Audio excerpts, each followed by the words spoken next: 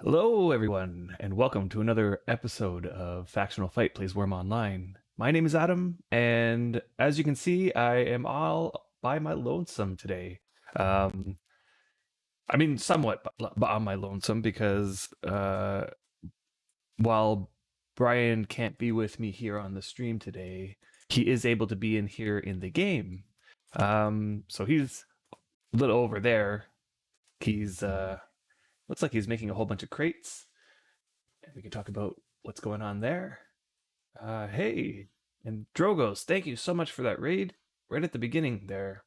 So we got Bobas, Tuxi, how's it going? Donut Kebab, Shards Exile, Fayrad is in here, Drogos, Du Jensen, how's it going, everybody? Welcome to the stream. Oh, you're making some crates too, Tuxi. Yeah, it's a good day to make crates. Yeah. And Dalraist, welcome, Sergeant Scully. Hello, how are you? What's going on? Just so that you guys know, the stream, what do you call them? The channel point rewards are turned off at the moment. Um, this is because I still don't have my new computer, and this computer just can't seem to handle all the rewards we have without it just completely lagging out the game. So I do apologize for that, but hopefully we'll be there soon. And Shards Exile, thanks for the follow. Thank you very much. So let's see. I'm on my priest to start. And I always feel like every time that we stream each week, when I'm on Griffith, I feel like I neglect my priest on that day. He has a bunch of stuff that he has to do each day. Yeah, you thought you were already following? Yeah, I know. I have a bunch. Actually, you know what was so funny is that I noticed that my Griffiths isn't following Drogos yet. I really need to get around doing that, like my Twitch Griffith thing. I should have hit the follow button, but I was too busy this morning trying to get all this stuff set up. I even spent some time trying to get the little like overlay around my guy, and all the alerts are all changed. We changed that over, and I had to make sure that that was all working this morning. So I was spending some time doing that. Um, should have hit that follow button while I had the chance. Ooh, look, it's a Christmas tree. It's like Brian's been busy getting all set up for Christmas in our really messy lived-in workshop. Um, I didn't even notice if I finished that or if did I even start a prayer? I don't even think so. Oh yeah, I did. There it is. You feel sincere devotion. Yeah. So my priest is getting up there. Been working on him a little bit, but more importantly, I have made a lot of progress on favor making, and I can show you a little bit of that today. But the first thing I need to do is tend the fields, so that's what I'm going to be doing while we just get ourselves settled in. Before I do that, I need to get some affinity food for farming. Let's see here. I also changed my screen to be full screen windowed mode. This way, the worm's game screen goes from the top to the bottom of the window. Otherwise, there would have been this black border that I usually have when I'm streaming. But what that did is it makes it so that where all of my windows were, where I had set it all up to be, isn't set up anymore in this mode. That should be enough. The moment that you change the orientation of your window, all of these windows where I normally have this window, this larder open wide like this. So every time I open it, I can see all the labels that we put on all the food. But now I noticed when I opened it, it was like skinny. And I bet you see all of these windows I have normally opening in a small little region over here, but I bet you when I open them they're going to be all over the place. Yeah, I'm going to have to reorder those in this mode. Okay, so let's get some water and then we'll tend to the fields.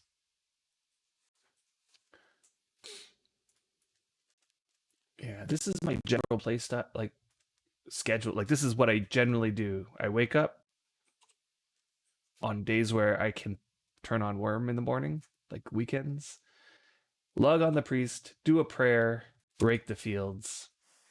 Um, and I was chatting with somebody and I told them, like I have about 140, 150 tiles of farm, and I feel like that's a reasonably small farm. Like it's sort of like the size of the farm that you would have if you're trying to get your farming up at a somewhat reasonable pace. My farming now is at 70. Um, and they were like floored by the fact that I had so many farm tiles, and then, had to relate to them that there are people out there who would make 1,000 tile farm, you know, and that's sort of like and if you're at 1,000 tiles, it's very possible that farming is what you do. Farming is like your main. But so Drogas, you're saying it's a very good feature most times, but yeah, not always. Yeah, I know. Mind numbing. I know. It's insane. But at the same time, you'll get your farming up really quick. And on top of that, you'll start producing like really good amounts of crops. And I think we're still in, like, on at least on the new servers, we're in that mode where crops are still quite valuable.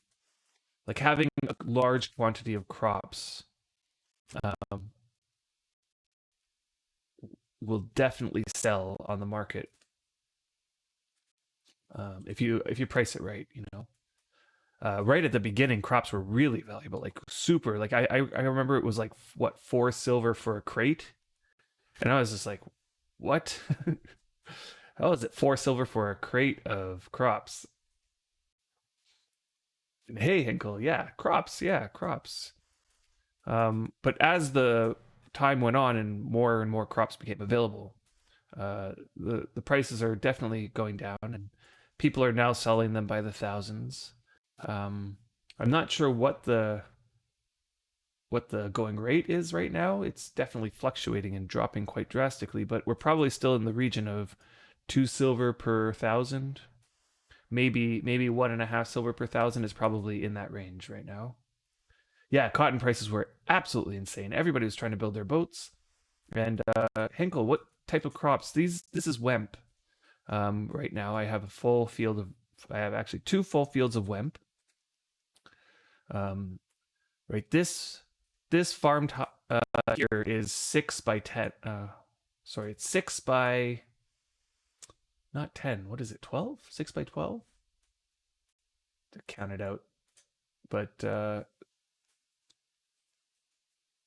yeah, what is that? 6 by 12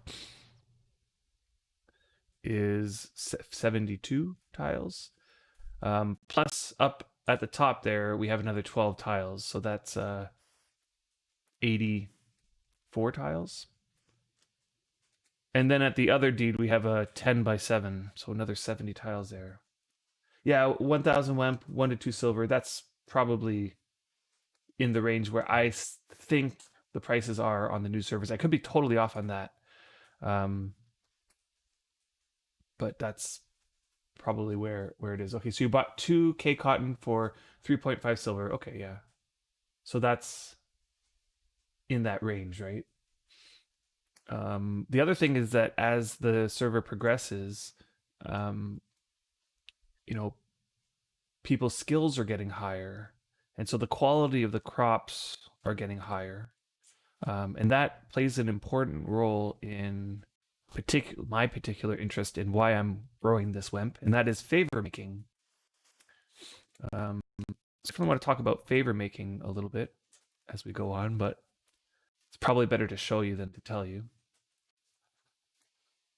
Oh, I forgot to turn on my sleep bonus. Boy.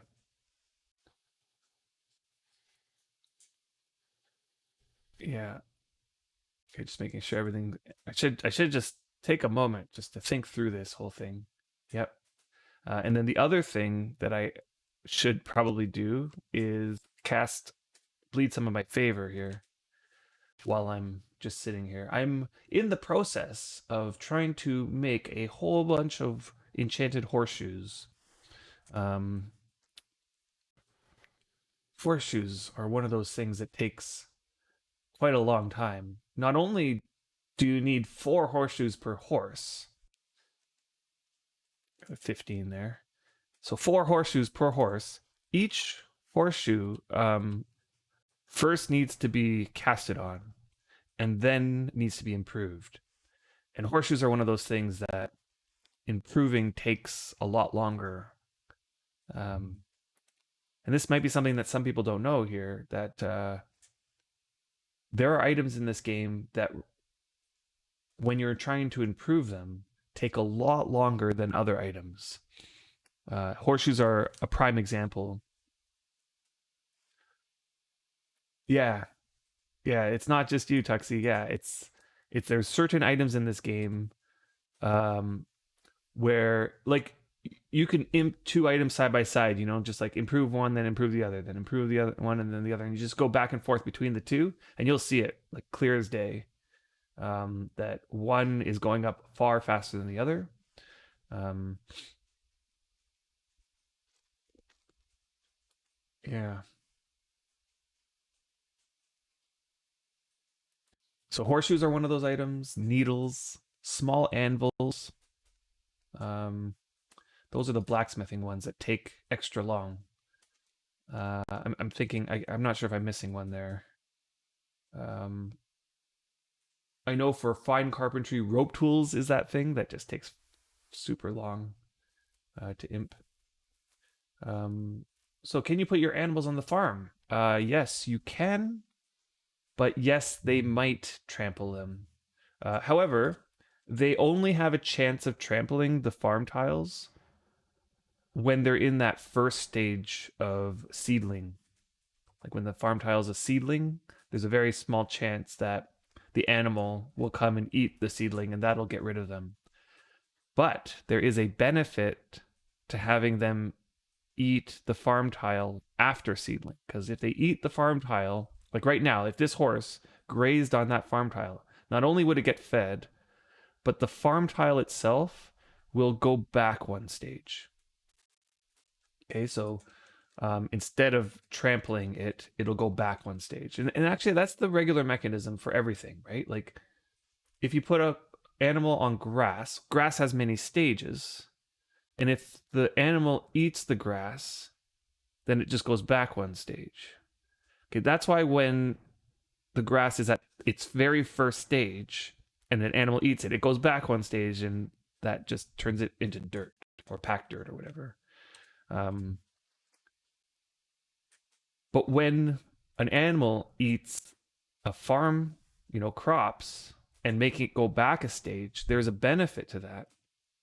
Um, and the benefit is that if when it goes back 1 stage, it becomes it has that opportunity to become unkept again, right? So the way that farm tiles kind of work is that, as like, I'm grooming them right now, right? And they're going to stay groomed until they grow to the next stage, at which point they get unkept again. And then I get to rake it again. Okay.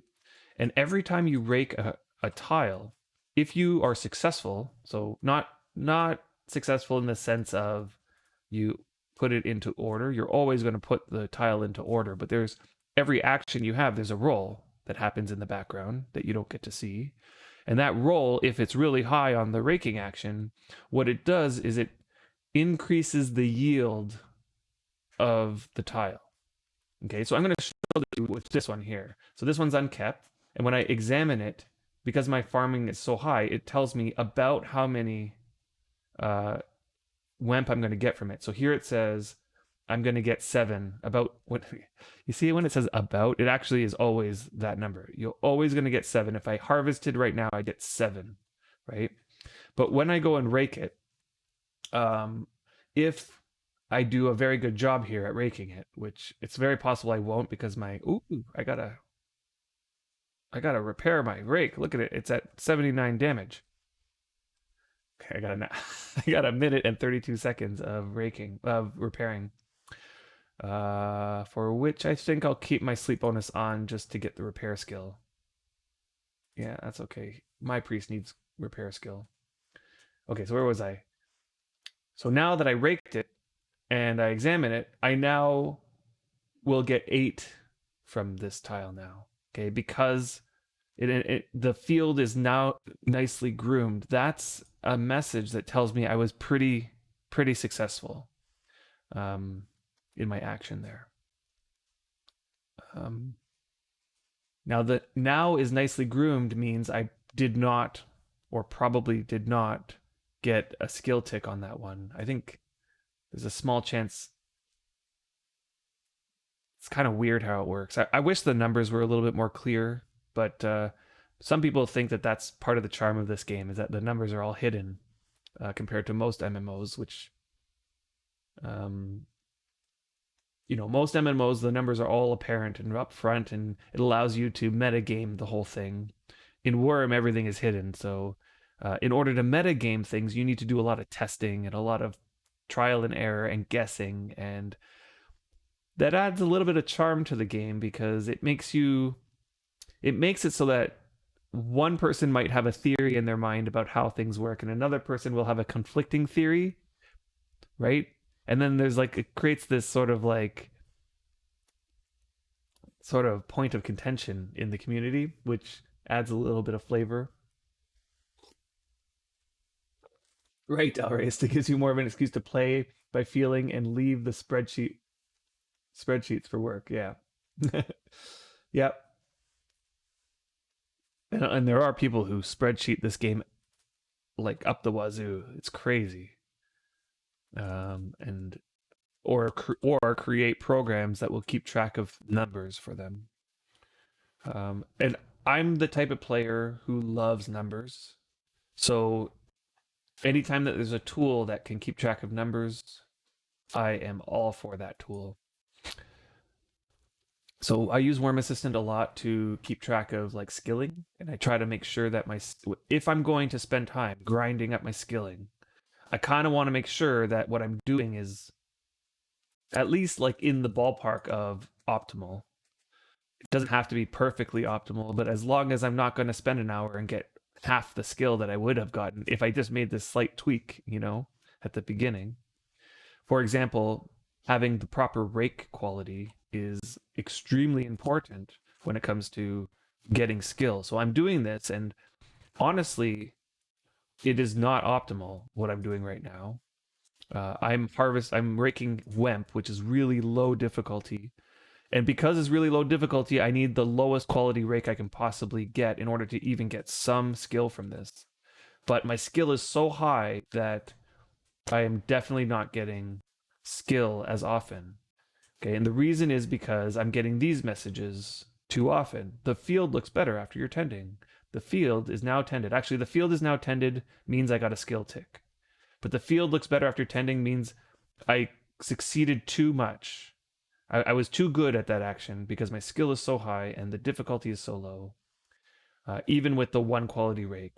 And therefore, I won't get skill on that one. Same with the field is now groomed, right? If you look on my skill tab, I didn't get a skill tick on this most recent action. I didn't get a skill tick on this second most recent action. But then I got a skill tick on this one at 9:40, 45, 39. If you look at the event tab, that happened when I got this field is now tended message. Okay, that means that the roll that I got that was hidden was between 1 and 39, or 1 and 40, I guess. If it was between 1 and 40, then you get a skill tick.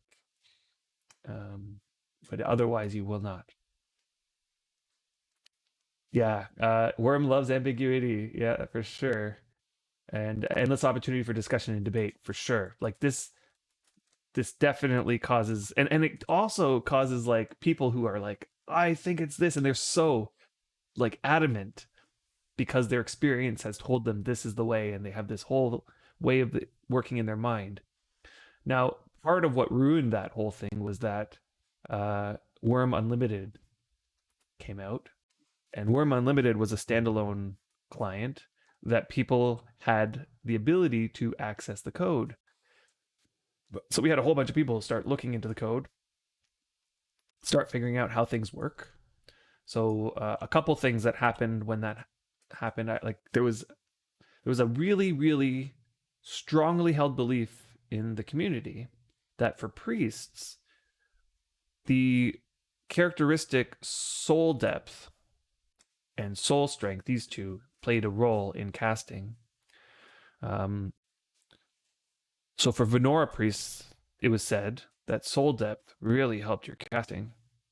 And so people would spend a ton of time trying to get their soul depth up. And I was one of those people. I got it up to maybe 55 or something like that on my priest. I knew somebody who got it up to 70. 70 soul depth. And then Adam cried in a corner for a month after that was found out. Yeah, then Worm Unlimited comes out. People are looking through the code and find out that, in fact, soul depth does nothing in relation to spellcasting. Not only does it do nothing in relation to spellcasting, it does nothing in relation to the game whatsoever. It was found out at that time that there are many of these skills that contribute nothing to the game whatsoever. A lot of them are like the parent skills. Like, for example, if you're doing tailoring, right?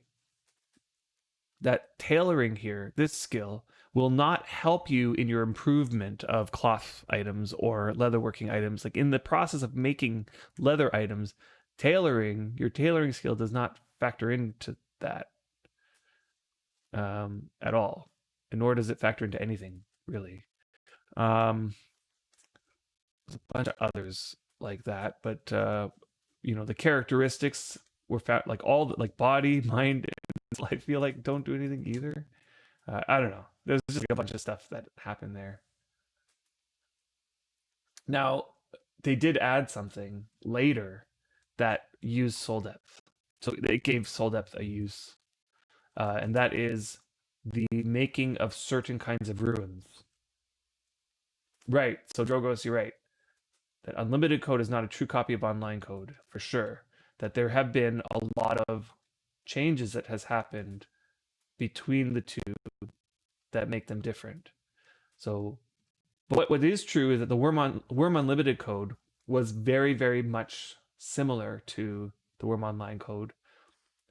The main difference being the skill gain, the method that the skill gain works by, but they did copy almost everything else. But then over time, as the development went on, Worm Online got developed differently than Worm Unlimited. So since then, and this is a long time ago, like 2015. Okay, so it's been 5 years of development where there's been a lot of things added to Worm Online that's different. Okay, so I'm running over to the other deed just to rake those fields, and then I'll come back. I know that it looks like I had a whole bunch of ripe stuff there, but I'm going to leave that till tomorrow. I'm going to try to wait till more of the field gets ripe. That way I can just go through the whole thing, and I won't get it all, but I'll get most of it tomorrow.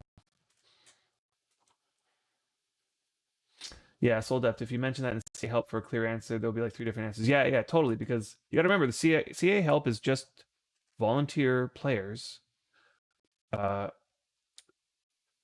who have a good knowledge about the game, but they're just players like everybody else, and so they have the same common knowledge that all players have. And so it's very possible that they'll give an answer that is, an answer that most people would also answer because it's commonly believed to be true, but isn't actually true. So that's part of the mystery of this game. This game has that bit of mystery to it, which I think adds quite a bit of charm to the game, and sometimes frustration, but sometimes, it's like one of those things that maybe if they ended up changing it so that everything became very clear and open, that we would long for the days when it was a mystery, like we would look back on this in a nostalgic kind of way. What's with my mic? Hey, Ray Bark, what's going on? What do you mean, what's with my mic? Is it like sounding bad? Is it crackling?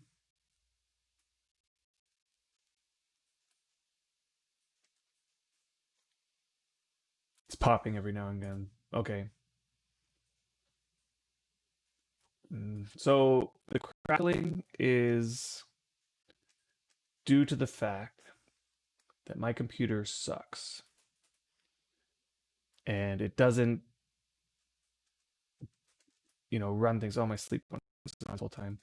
Let me see if I can help. Yeah. Yep. And it's worm loading. So, okay, there's one thing I could do in a bit. You know what I'm going to do is I'm just going to rate the fields. I'm going to come back to the deed. Then what's going to happen, I'm going to switch over to Griffith. I got a bunch of stuff I want to do with him.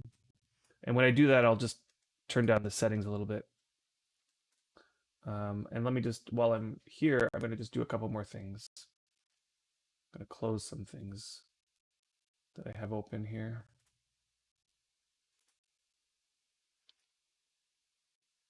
That might help.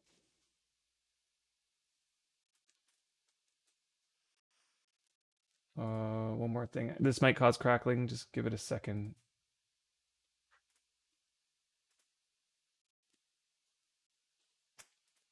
What it is, it's not even like my computer. It's temperature. The problem is temperature.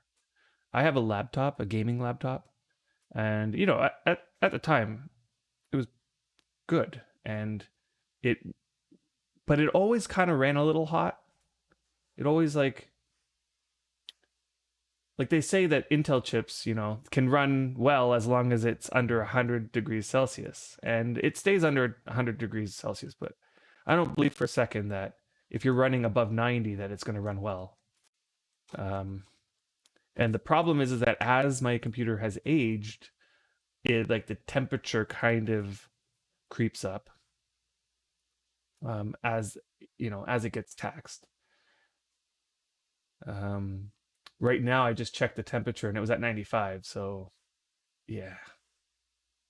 So what I did was I turned on the fan a little bit more. That might help as well. So I'll try a bunch of different things to contribute to making it run a little bit smoother.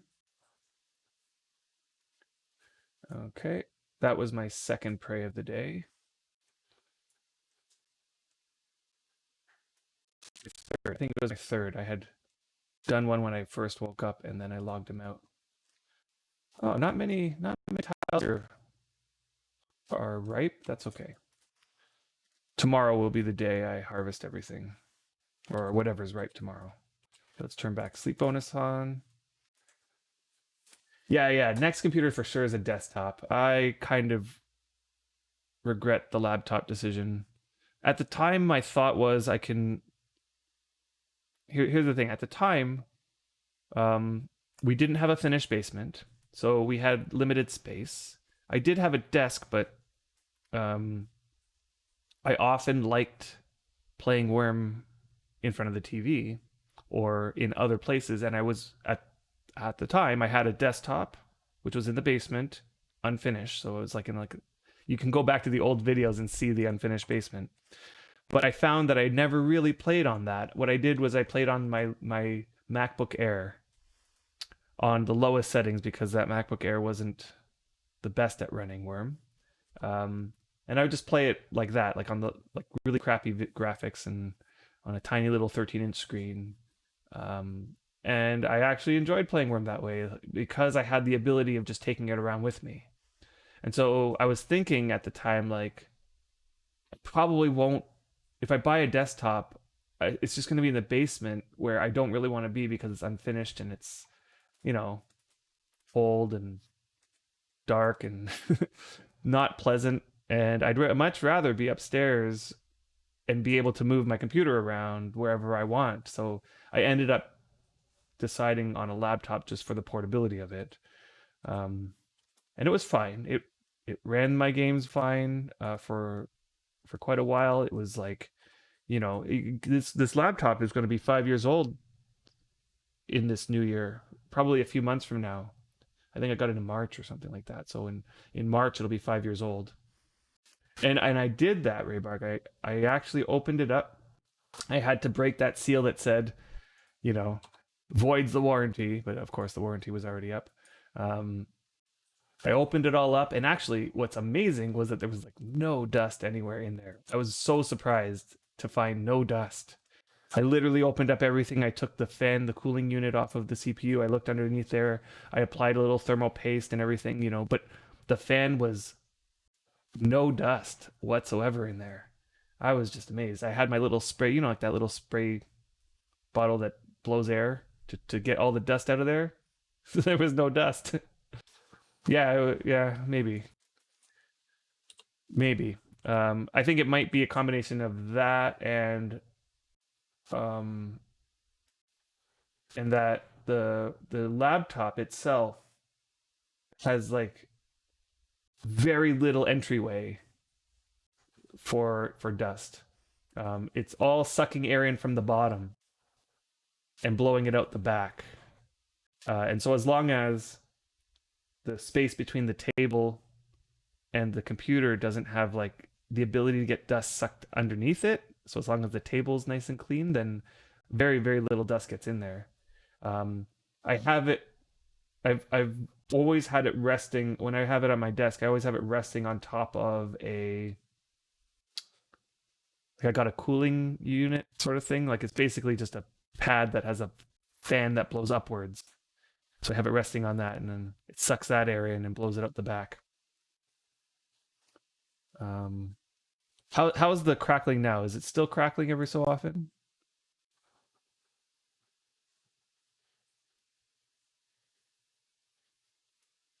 It might still be crackling every so often. Okay, it's been good for a good time now. Good. And it also might have been due to me traveling as well, because traveling tends to add a little bit of stuff. But when I switch over to Griffith, my main character, I'll turn down the settings just a little bit. Like right now, I have to play while I'm streaming. I have to play on lower settings. Although what's interesting is when I'm not streaming, I can put full settings on two clients and be fine and get 60 frames on both. So it's like I feel like the computer is fine. It's just the temperature is the problem when the CPU starts going. It also, like, the CPU does get a high load at some point.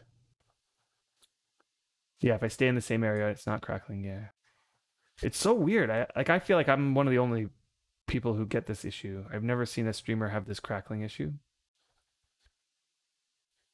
Do I know of an unnecessary graphic option which just uses performance?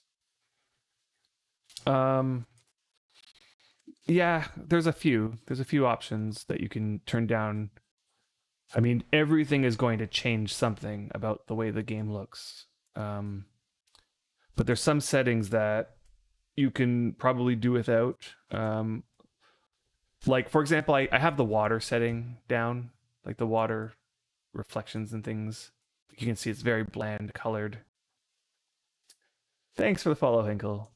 Yeah, so I turned the water down because, like, most of the time I'm not looking at the water. So I feel like if I do turn this way and all of a sudden, because the water's there, it will like lag my computer because all it has to render all the reflections and all of the, you know, everything. I figure, meh, I don't need, I could do without that and still be fine. Um, Other things that you can do is turn on the, like, reduce the distance that what do they call it? The distant terrain. Like there comes a point distance wise, certain tiles away, where all of a sudden it uses a lower sort of setting to render the ground over there. Like you can see it's kind of like warped a little bit weirdly. And that's because it's distant terrain over there. And you have the option of moving that threshold closer to you. And I think I've set it closer to me. That way it's not rendering, let's say, buildings and structures so clearly in the distance, or trees or other things. So it uses less performance. And I also am okay with that because like most of the time your focus is on the stuff that's around you. So as long as the stuff around you is rendered nicely, I don't think it matters that the stuff, in the distance isn't rendered as nicely. Yeah, so a couple things like that. Ambient occlusion should be set off. Yeah, yeah, that's another one that again makes the game look really nice. What is ambient occlusion? That's like if what is ambient occlusion? I think I got it mixed up there with something just for a second. That's the thing that like removes the rendering of certain things under certain conditions. Okay, it's like shading and lighting effects on textures. Okay. Okay, yeah, yeah. So I was wrong there again. So yeah, it's again, that sounds like something that would make the game look really pretty and really nice. I definitely have it off though. Anything that, let me double check that. Let's see. Yeah, you guys can see the settings. Oh yeah, they added. In my mind, I'm thinking of the old way settings where it opens a window outside of the game. Let's see. Let's make sure I'm raking while I look through the settings. Ambient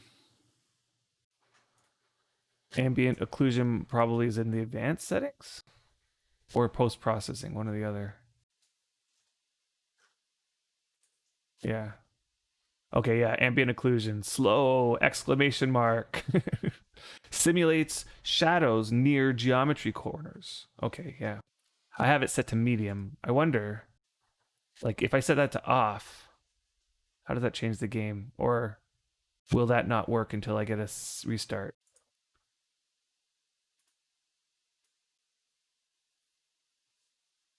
I don't think I noticed a difference.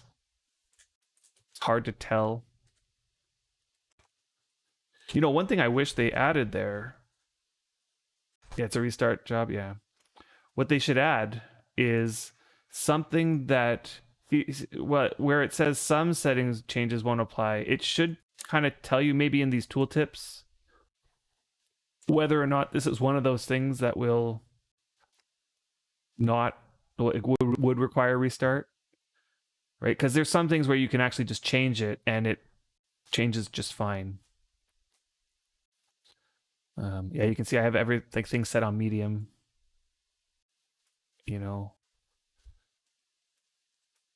Just get it all so that it runs fine while I'm streaming and keeps the temperature of my CPU down.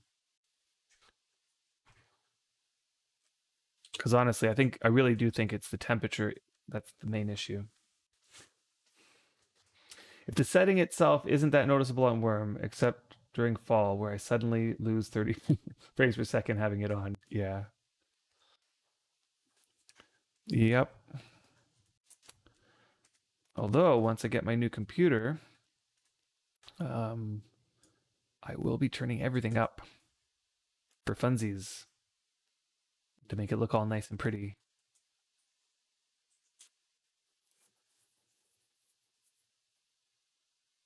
Or just have a reload UI button. Yeah, that's a good idea.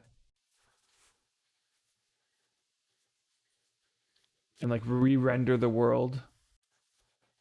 I know that there is a setting, not a setting, but a console command that you can use to re-render the world.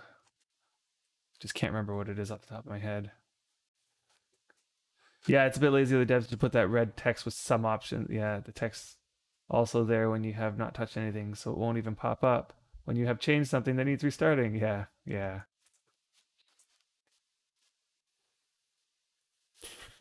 I know.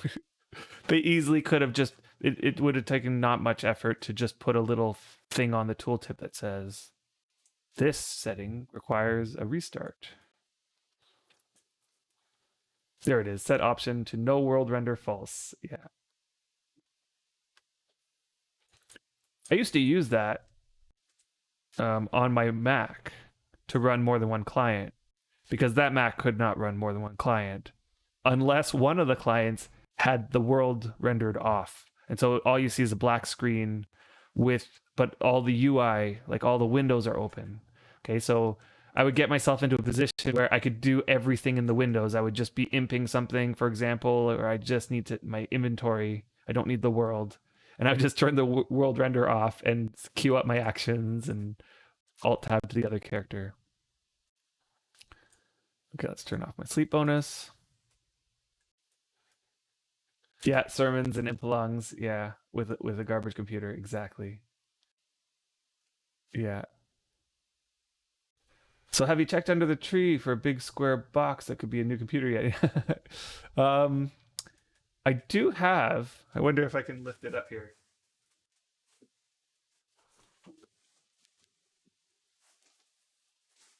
I do have my new case. So that's my new case. Um, it's not under the tree. However, it is going to house my new computer. The problem is that where I live, anyway, trying to get your hands on the new video cards and the new AMD CPUs is impossible right now. Yeah.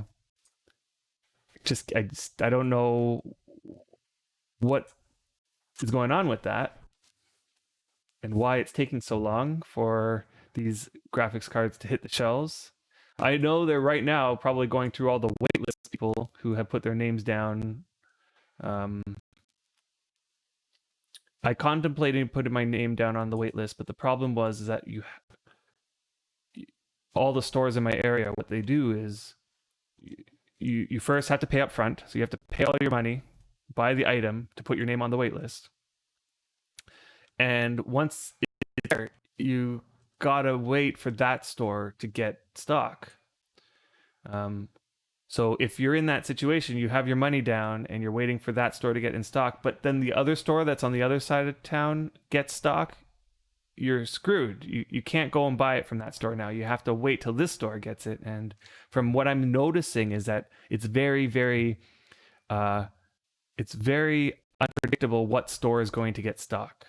Okay, so like I have a web page. They have it all on the internet now. When they get stock, it's like they update on the internet. So I check every day, and I notice like, oh, that store has a 3080, and so I'll drive over there, and by the time I drive over there, it's already sold. Of course, that's sort of the way. Yeah, traveling and periodic mic crackling is totally confirmed now. Yeah, I know because it's got to render all these houses, right? Yeah. I will, when I switch over to Griffith, I'll lower the settings on his client as well, just a little bit.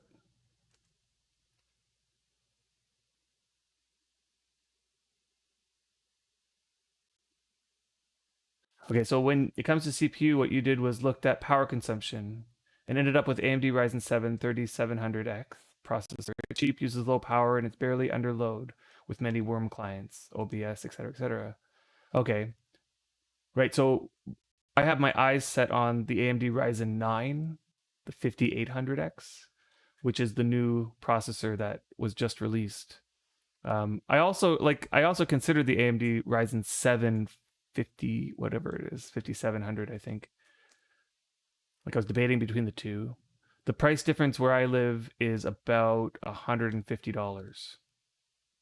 So I decided that I kind of want to wait out for the AMD, like the Ryzen 9 for the extra $150. I think I've been waiting for this computer for so long now, and I've had so much time to be able to save up money for it that now it's not a matter of the cost. Like I can afford to splurge a little bit and get the better components in hopes that those better components mean a longer lifetime for the computer. Like it'll scale better when it comes to I wonder I might be like rose colored glasses here, but I wonder if I could get, let's say, 10 years out of this computer and it'll still run games in 10 years from now, sort of thing.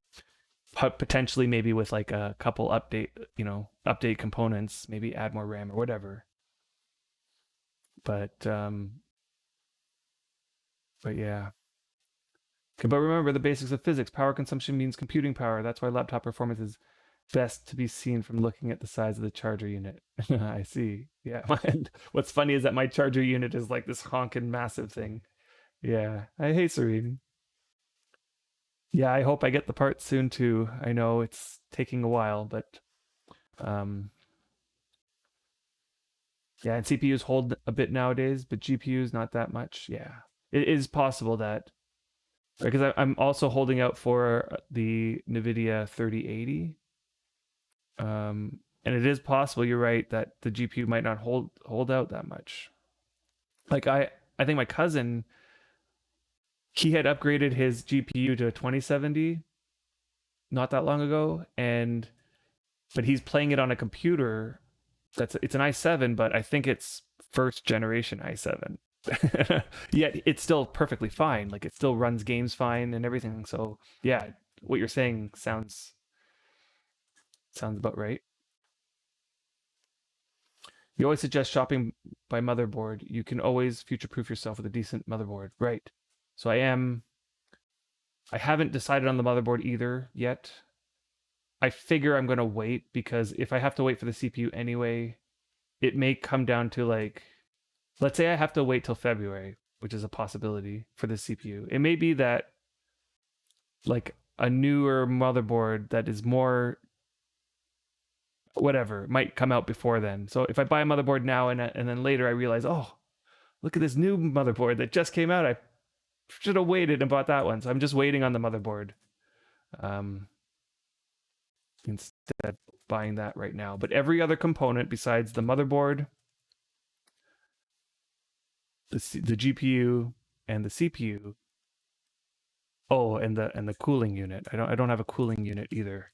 Um, someone I think it was Katz actually was telling me that the AMD card CPUs come with a cooling unit, but I think that this generation, for some odd reason, they've decided not to include a cooling unit with the CPUs. You have to buy one separately. So I'll have to get one of those. Look at this. Already a couple tiles untended here.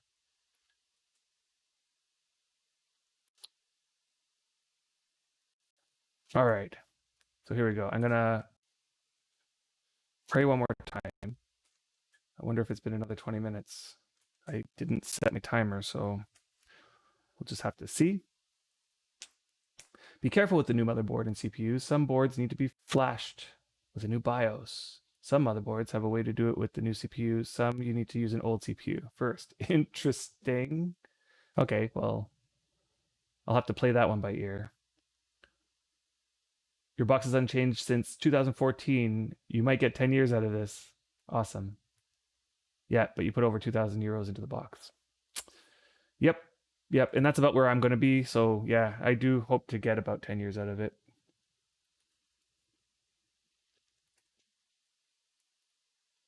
Right. And you're right, does it like exactly like if you put money into it now and then maybe 6 years in you put a little bit more money in changing this, that, or the other thing. Like maybe in 5 years from now, they come up with some crazy new technology that makes solid state drives, let's say, obsolete for some reason. I don't know. For example, like you can always upgrade those types of things.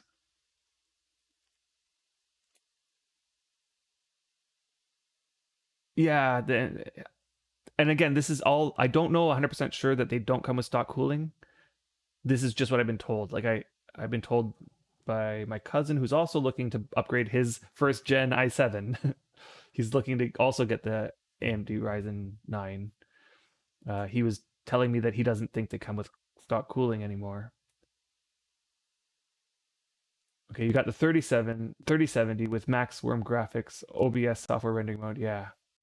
You have 100 GPU load, 100% GPU load, and sometimes reduce it. So interesting. I mean, I was under the impression the 3070 would be a beast nonetheless.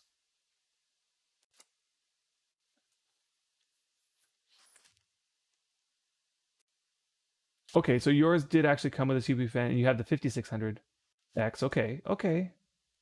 I'll have to look into it more. Again, this was just somebody my cousin just told me, but I don't know. I don't know where he got that information from. Right. On the higher one, they knew most people get their own cooler instead of stock. Yeah. Yeah. That's possible. I mean, I before I knew that, I was like, I'll just see what the stock one does. Like I'll get it, put it in. I might not even need a cooler based on the stuff I'm doing. So and then if I needed, I'd maybe invest in a cooler if I needed it afterwards. But then he told me that, and I'm like, oh well, maybe I should just look in research cooling units. And Zetran, welcome to the stream. What's going on? Yeah, 5600 is the only CPU with the new Ryzen releases that comes with stock cooler. Okay, yep. So confirmed. And you do not want the stock cooling. Yeah, I mean, again, I wasn't planning on keeping the stock cooling unit, but what I was doing, I was planning on just putting it in, just seeing what it would look like, and play it by ear from there. Yeah, Worm Shadows are killer to performance. Yeah, I know. Well, we'll see what with these new CPUs how much lighter it will be on the CPU, but we'll see. Actually, it might not even be a CPU thing. It might be a GPU thing. Okay, so Serene, yeah, your AMD Ryzen 950. Yeah, I know you're so lucky you got your computer in. Okay, so you couldn't tell if it came with its own cooler or not. Interesting. I mean, I'm not sure if you can look through like the like if you have like an itemized list of the items, the components, to see if it needed to have a cooling unit added. Okay, by the way, seeing my large magic chests week ago, I wondered if we can put size ruin on them, and the answer is yes. Interesting. So if you do put a size ruin on it, what does that allow you to like? Are there things that don't go in there now, but because of a size ruin, it can now go in there?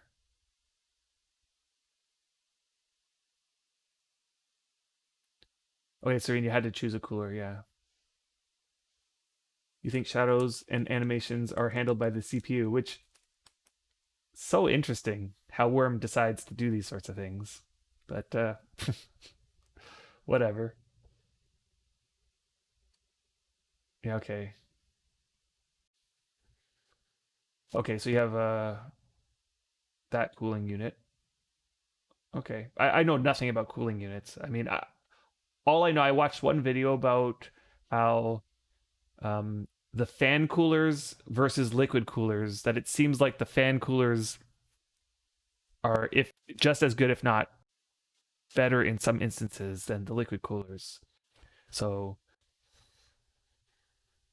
I think I'm just gonna go with one of those regular everyday fans.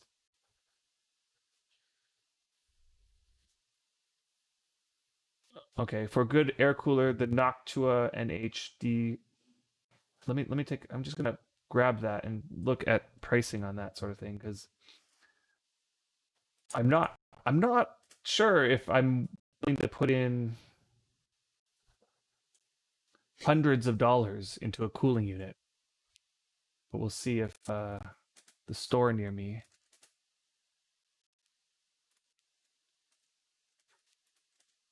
has this.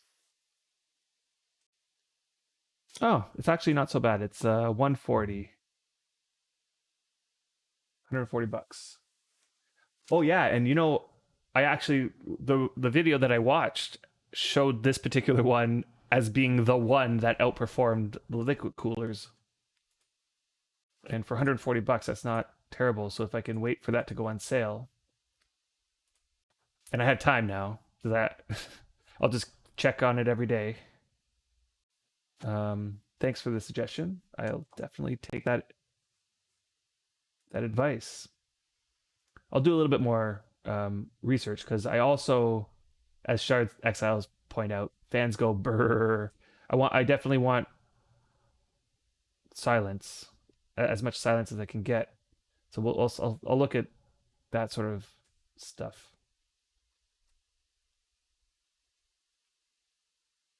Okay, so it has some water cooling in the case too. Interesting. Just throw it in the drink. Yeah, I know. 144 fan. I know. It is a lot of money. I've seen ones that were more money than that though. But if you're going to invest in a top level CPU, you better make sure that that top level CPU is being taken care of. Just open the case, better airflow. I definitely made sure that the case I got is designed for airflow. It has 3 fans in the front with aerodynamic intakes and a massive fan in the back. And it's all like open. There's lots of spaces. Um, so yeah, definitely the case is designed to be an airflow case. Okay, Dezo, 2 places to check for tech pricing performance for the buck. Logical increments and PC part picker. Okay, so PC part picker, definitely I've used that. Um, the unfortunate thing about it though is that where I live, there's really like one major computer component store, and it's like a big chain. It's called Canada Computers. Um, so the other options for me would be to order it from some place that would ship to me, like Amazon or whatever, like Newegg. Um, don't shop in store. For what purpose? Right, and cheap coolers will make a ton of noise. Exactly. That's I'm definitely wanting to invest in something that'll be quiet.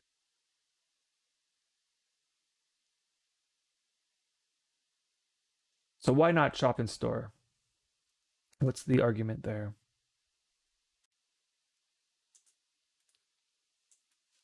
Okay, I'm gonna also switch my client while we do this. Let's do a meditation before I put him back.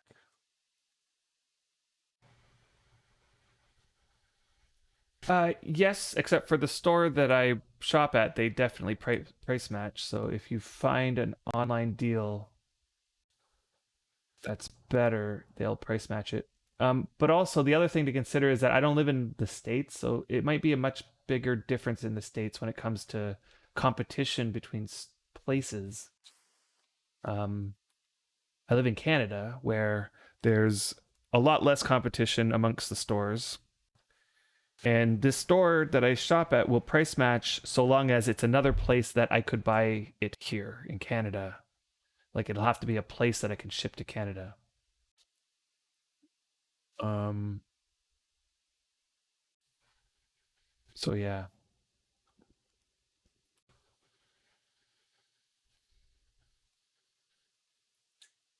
Yeah, there's definitely a lot less options up here, I'd say, for where to get stuff. But I mean, what can you do? It's the way it is, I guess.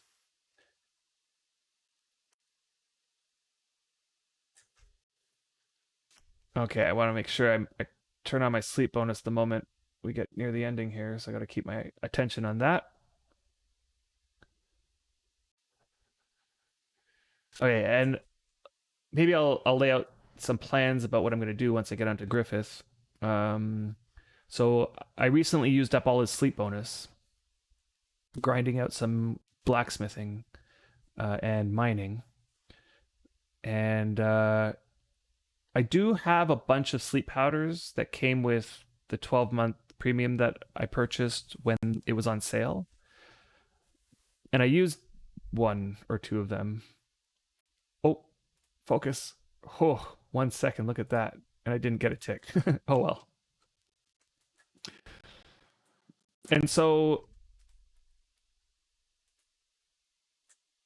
I kind of want to like conserve those sleep powders. And one thing that I haven't yet done is done any of the journal entries.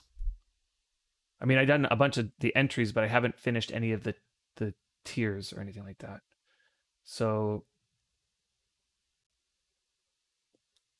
I think that I'm going to get some sleep bonus. Like I want to get some sleep bonus here, and using the journal entries to do it.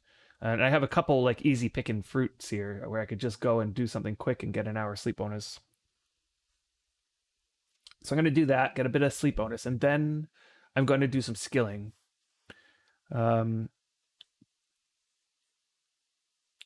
I have a couple options for what I can do for skilling up, and that's one of them is we just uncovered on Katz's stream yesterday a silver vein that needs to be mined out that has over 5,000 actions left in it, and so that just screams mining skill. Okay, so let me remember to change the settings, the graphic settings here.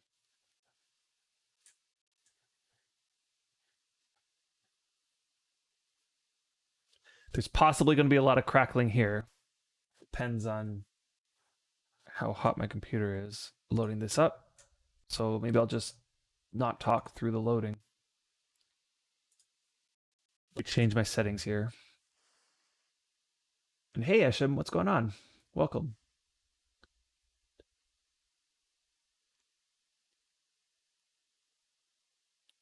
Okay. Okay, the ambient occlusion is off. Let's see what else can I turn down without making it terrible.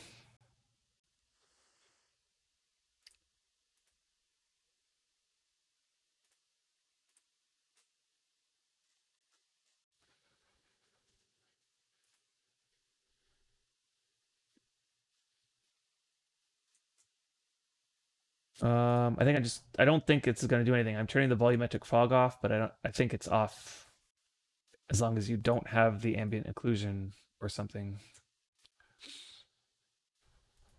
Let's see here.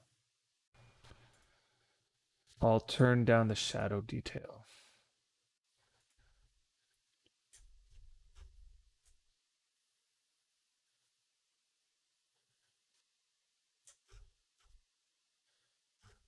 Okay, that's probably good enough. Okay, let's see what I missed. Oh, wait, it's going to be loading, so I'm going to...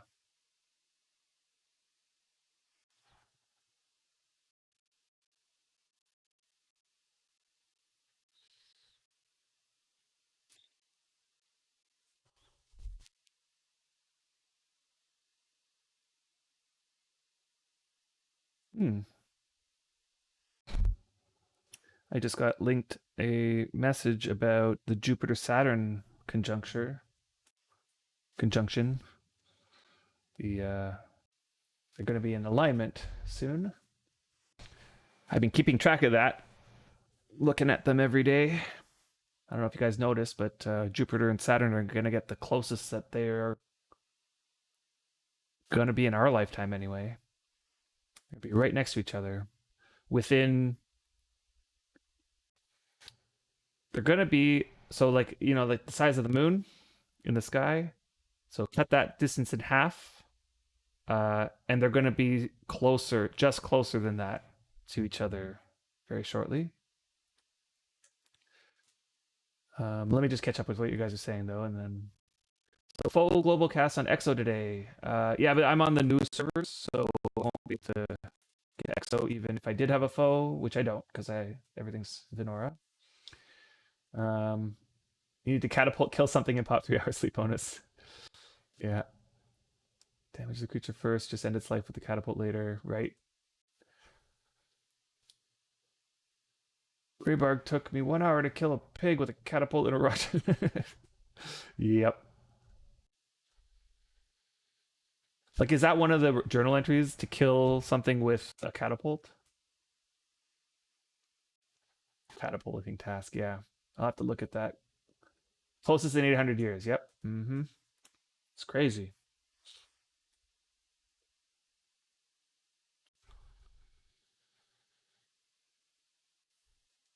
All right. So let's take a look at actually I should reformat all my windows as well. Can I move this? Unlock. Yeah. Okay, I'm gonna move this down here. Next is this window. I'm gonna toggle this down and get everything the way I like it.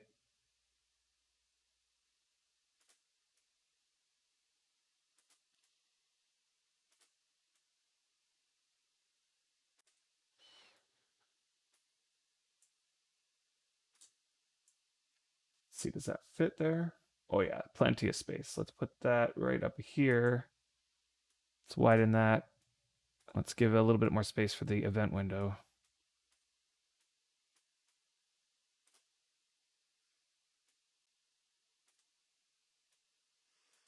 All right, there we go. And I'm gonna lock a couple of these in place because it messes me up when they move around. Okay, got that. You know, I can't. This is bothering me more and more every day. Like this window up in the top corner just doesn't make it into the corner. Like it leaves a little gap there. Drives me mental. Like every other window can get right up into the corner. Just that one, the one that's supposed to go up in the corner, just doesn't make it in there. Why not? You do love my UI layout. Yeah. You recreated it yourself. Yeah. Yeah, I do. I mean, sometimes I wish that I like the having these a little bit more transparent. Um, Although the problem is I find I can't read the text as well. But that's the only thing I would change is if I could have this more transparent and see the text a little bit better. And 66. Yep, 66 is right. Thank you very much for the follow. And Sibiku, yours is better. Let's take a peek. Let me share it with everybody.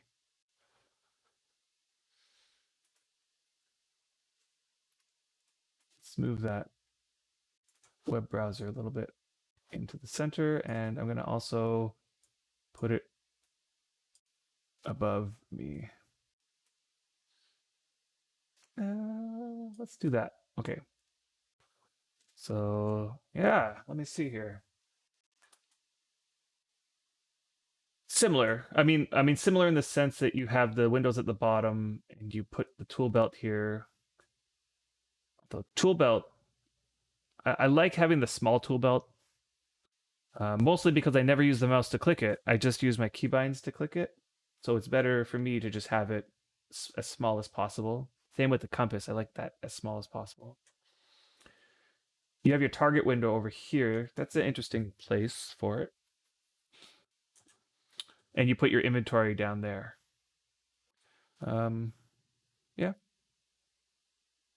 I think everybody has their preferences for these sorts of things. I mean, for me, if I could get it, um, if I can get as much UI away from me as possible, that would be best. But at the same time, I also need to be able to see the text and everything because that's kind of an important part of the game. So there's always a balance there. All right. So let's take a peek at the journal that I got here. So the first steps, right? Easy picking fruit, right? All I need to do is find a waystone, click on it, and I'll get an hour sleep bonus out of that. And look, I had zero sleep bonus yesterday, and I put him away. I put him to sleep probably at around 8 or so, 8 p.m. And I'm just opening him up now. So he got an hour sleep bonus in, is that 14, 15 hours or something like that. Okay, that's a good amount of sleep bonus. And then we can get another hour just by finding a route. So let's go do that. Oh, yeah. I had brought my horseshoes in here to start imping them. I got lucky on a few casts here and got some nice high-level casts. And then I thought, yeah, if I can take these 90 quality ones and imp them up to 70 I have a full set of 70 horseshoes, 70 quality horseshoes with high level WOA. Make my horse go blazing fast. But I haven't quite finished the imping of the horseshoes. So I'll have to get to that too. Oh, first I should probably equip the horseshoes, right? So let's do that.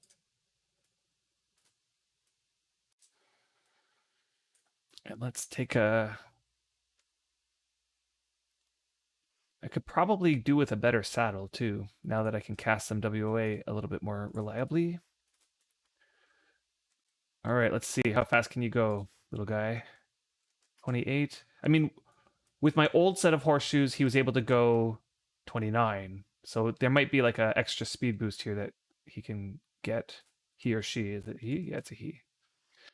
So what I'm going to try is feeding him just to see if that gives it to him.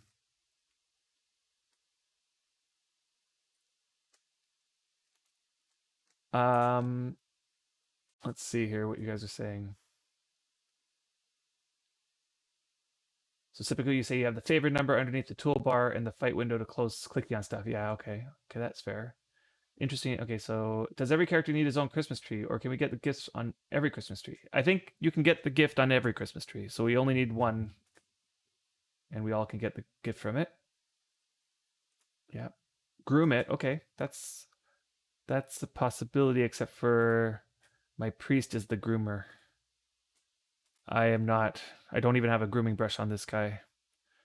Let me feed him. Let's just see if feeding him will help. I'm more curious than anything how fast this guy can go. Let's just grab some cabbage. See if he'll eat that. Nope, he's not in the mood. He ate already. Okay. 28 is not shabby though. And maybe he'll pick up some speed as we go. I'll be honest, I don't even know. Grooming is also probably helpful to let them tick the speed bonuses. Okay, yeah. Now here's the problem about finding a route is that I don't know where there is a route to be found. Somebody had told me that there is a route to be found at the Mystic Lake area, which I am not 100% sure how to get there from here safely on a horse. But I know it's in this direction. It's like this way. But I could very well be met with some mountains that I can't get through. Yeah, 30. Yeah. Was he going 30? Was he going 30? No, he's still going 28. Okay, I'm getting pretty far, and I hit... This is where I can't get through. Oh, goodness. Yeah. I may have to get off and lead him here.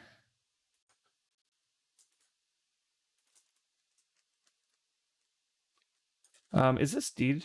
Yeah, Minoe. He's coming, yeah. Okay.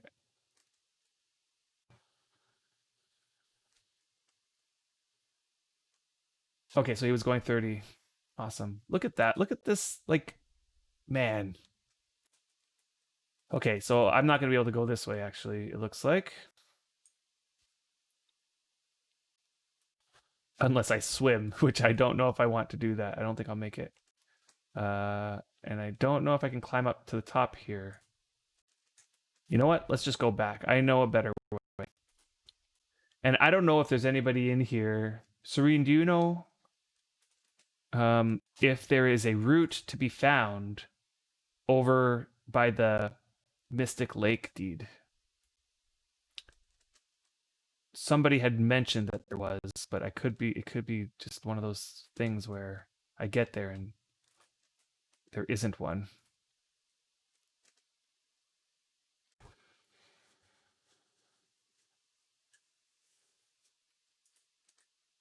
Yeah, you have no idea. Because the other option is I just ride through the steppe. Oh, okay, dude Jensen, thanks. You don't think there is? Okay. So then maybe instead what I'll do is I'll have to ride through the step area. And whoops, I didn't mean to stop leading. Goodness. Mouse. This is why I use keybinds. You know, I really wish that they get around to fixing the default action key. You know, that I could just activate my rope, and then the default action is to lead. And then once I'm led, the default action should be to ride. Like, I feel like that would make sense, right? But currently, the way it works is if I'm not leading him, I have no default action for the horse. So I have to lead. And then I have no default action to ride. Now I do have a default action to disembark, but guess what? It actually worked. I thought it didn't work.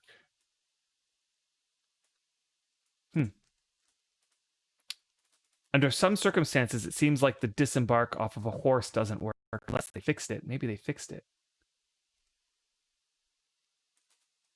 But if they did fix it, it would be in patch notes, right? There would have been patch notes that said something to that effect. Oh, okay, it doesn't work if you... Ah, there it is. Yeah, that's what it is. If you hover it over the horse, it doesn't work. What a weird problem to have there. Because it says that the default action will be to disembark. Ooh, it's a crocodile. Let's take out this crocodile.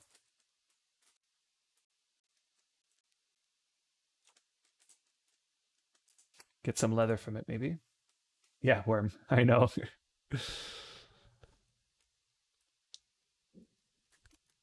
Okay, and while we're fighting this crocodile AFK, we can check out the journal entry and see what else there is here. Maybe I'll just click on a fate. Let's take a look here. So tame a creature. That shouldn't be too hard. My taming is 0, but pretty sure I could still tame something. Breed a creature. Okay, so if I'm going by the step, maybe I'll knock off those two while I'm at the other deed where we have some sheep, which should be nice to go. And then create a small cart. I have no use for a small cart. So I guess I'll make one just for this. That'll give me another hour.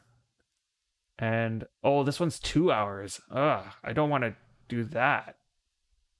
Because if I did an hour, then another hour, then 2 hours, my sleep bonus is going to be over 5 hours. I don't want that. But I just got an idea. My idea is I might invest some of those marks into that thing that allows me to increase the amount of sleep bonus I get. And then maybe it might make sense. What is in this one that I need? Oh, create a boat. Never mind. I'm not creating a boat on stream in this amount of time. There's no way I can finish that. And also harvest 5 cotton. No, my farming skill is not high enough on this guy to do that yet. Although I could knock this one off if I find a bull or a bear. So let's just get those first 2 done. That should be easy enough to do. Then I'll have 3 hours of sleep bonus that I can use. Yeah. I mean, aside from the magic chest is another one that's worth it, I'd say. Right, and the faith swap I have used already on my priest that he already had 60 some odd faith, and I switched him from foe to Vin.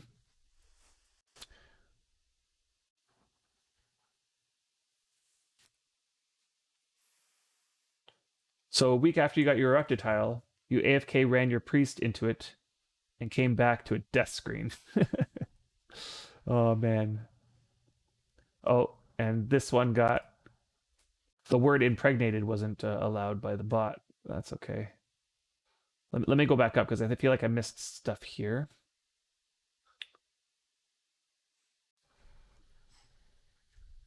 Okay, Get a friend to erupt a lava tile to deal with that small cart. Right. I mean, it's kind of silly. I feel like I'll just make it and leave it at low quality, and then it'll eventually decay away. I think it's being born because they can miscarry.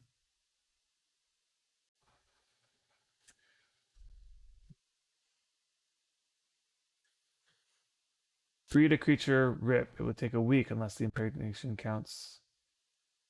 Right. I would hope that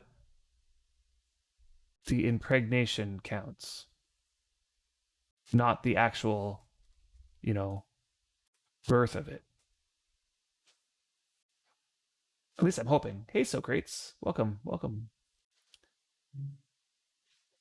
Right, helpful traveler just end up noticing a small card at 99 damage and repairs it. Yep. Let's see, did I get anything? Hide's not terrible. It's not great. Let's just put it in the saddlebags for now, along with these things, and then we'll...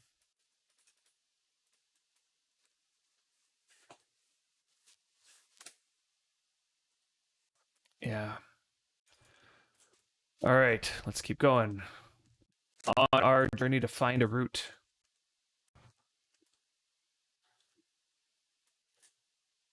Get some fight skill along the way. Butchering skill all.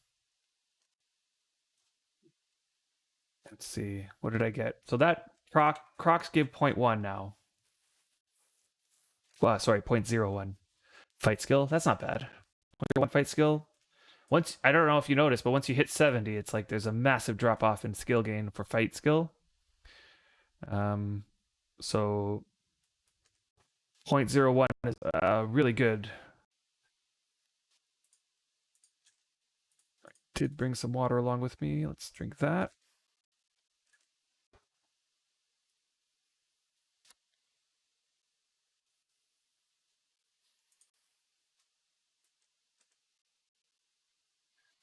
Now, I know that there's a waystone up ahead.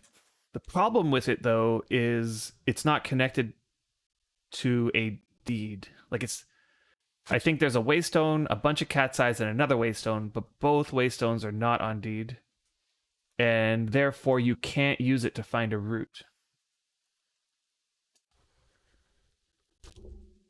Right. So here's the cat's eyes. You know, I guess these would be the ones that will lead to our place eventually. Could always make a new alt to be your Mac. Oh, wait, maybe I'm missing some stuff here. Something about inlets. I'll be honest. Like, you're talking about using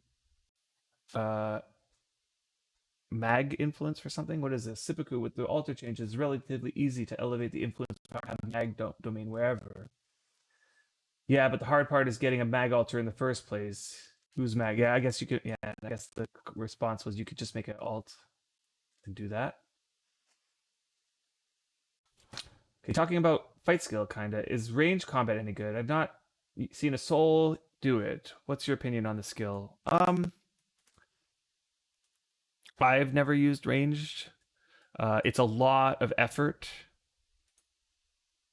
It's a lot of effort to prepare, and the payoff isn't great. I mean, it works. You can kill stuff with ranged. And I've heard people use the argument like if... Oh, look, they did connect it to Bald Nature Preserve. Let's see. Yay! An hour sleep bonus. Okay, so I didn't need to go that far. But while I'm here, I am going to breed that creature over there. So as for ranged, I've seen some people use it, and it looks kind of fun. You know, like you're killing stuff from far away. I could see it being useful at rifts, maybe, although I don't know for sure. I've always found that just having a weapon and armor and just on a horse and killing stuff that way It's just faster. And it's not like there's going to be something that I can't kill this way that I would be able to kill by ranged.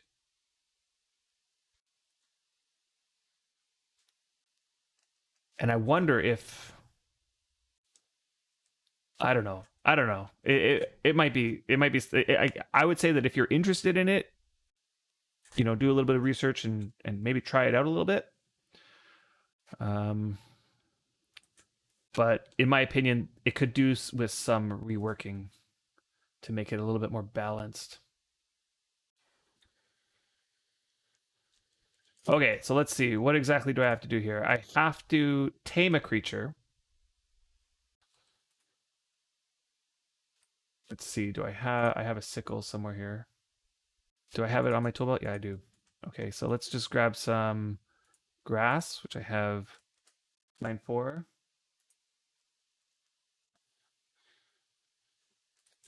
I'm going to remove my weapon so I don't accidentally hit one of these sheep.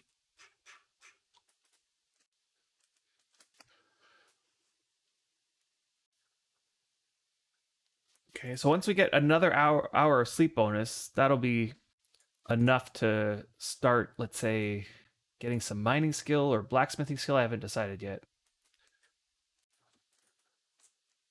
Let's see if these guys will take tame grass for taming.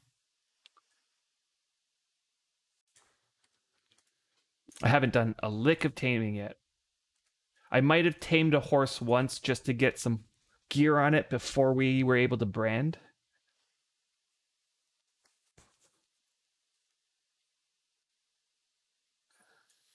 But that's about it.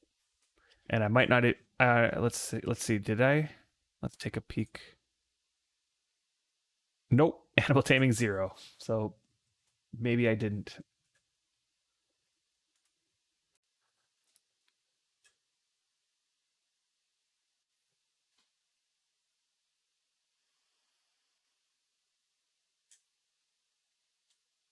Okay, so in PvP, it's a must. So ranged is a must for dehorsing and slowing horses down or boat fighting. But on PvE, you can only use it to grind body control. Yeah. I mean, I've seen people use um, archery, but it's mostly a matter of like they just want it kind of more like as a role playing kind of thing. Like my guy is an archer. I shoot my bow, but I've never felt like there we go, tamed it. I never felt like it was better. Like it's just faster to just walk up to it and hit it and kill it that way. Oh, breeding. I need to breed it too. I don't know why I left my horse all the way over here. Seems like a weird thing to do.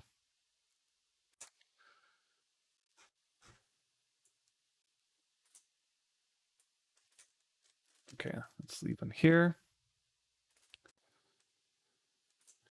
And let's grab a ram and breed him with a sheep. Too far away to do that. Okay. That would be illegal here.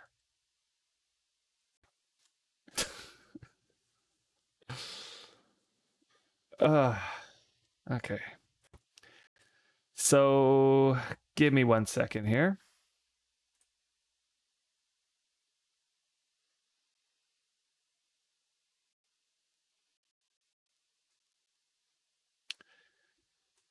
Expect a lot of crackling in my mic right now. I'm going to load in Xander, switch the permissions. So I'm just going to not talk during this time because otherwise it's just going to be completely lagged out.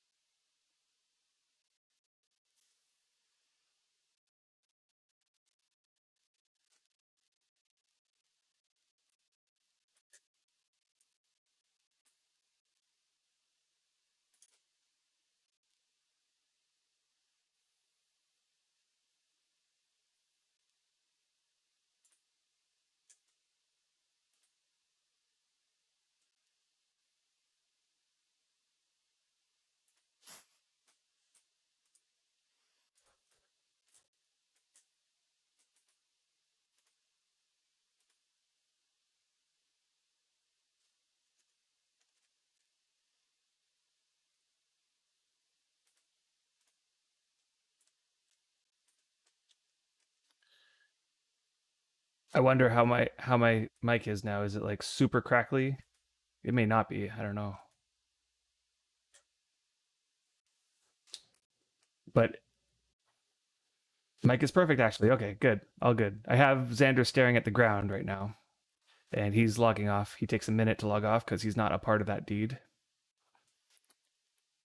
But it looks like I can breed, and let's just make sure that I get the thing. Watch it not work here. Shies away. Yep. Mm-hmm.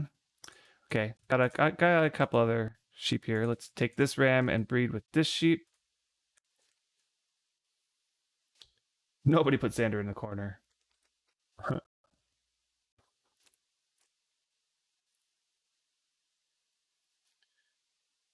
Okay, he's gone now.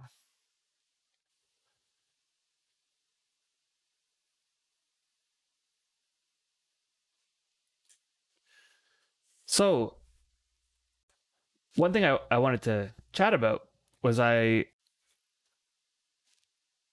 went to an event on Friday.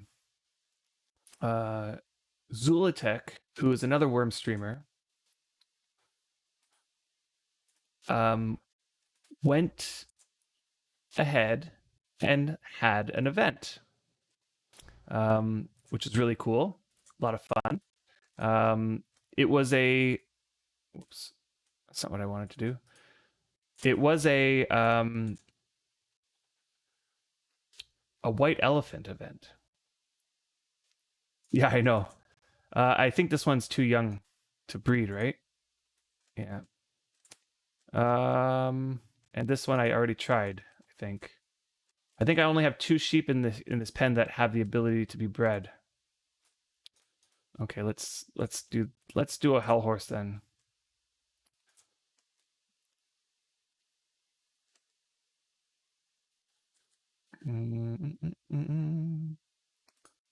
I'm not too concerned about the traits here.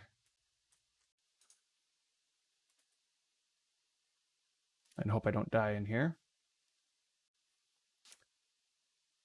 So yeah, Zulatex had his white elephant event, which it's like a gift exchange kind of game where everybody brings a gift, it gets put into the pot, and then everybody stands in a circle, and the first person uh chooses a gift from the pot, randomly gets assigned one. They get to see what it is. Everybody oohs and ahs. Then it goes to the next person, and that person has the option to steal the first person's gift. Oh goodness, shies away again. This must be due to the fact that I have really low what's it called? Animal husbandry on this character. Probably a 1 as well. But let's see here. I just want to make sure that I'm not going to breed.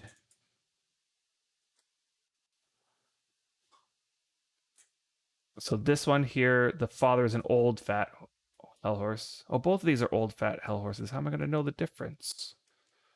Okay, let's go into this pen. Let's just take a peek here. A lot of these are siblings, so I'm going to just make sure. Her mother is an old. Okay, her father's an old fat hell horse. Right, I'm not going to be able to tell the difference. So I'm going to have to just not care about traits right now. I'm going to just have to breed these. These are obviously brother and sister because they're coming from this hell horse here.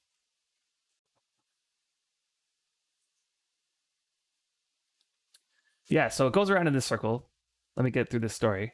And it continues like that, where each person can choose to get a present from the pot or choose to steal a gift from another person. And if a gift is stolen, then the person who it was stolen from gets to pick a gift from the pot. And it continues this way until it goes around the entire circle. And then the person who was first gets to have one more option, they get to choose to steal if they want to.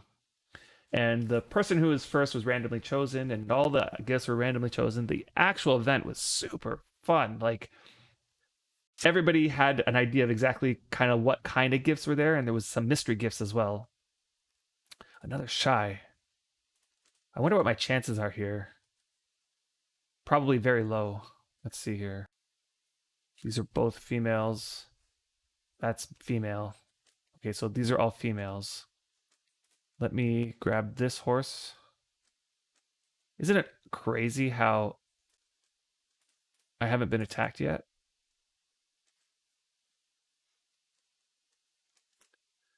Now Zulatek, he had decorated his deed. He made it all geared up um for Christmas.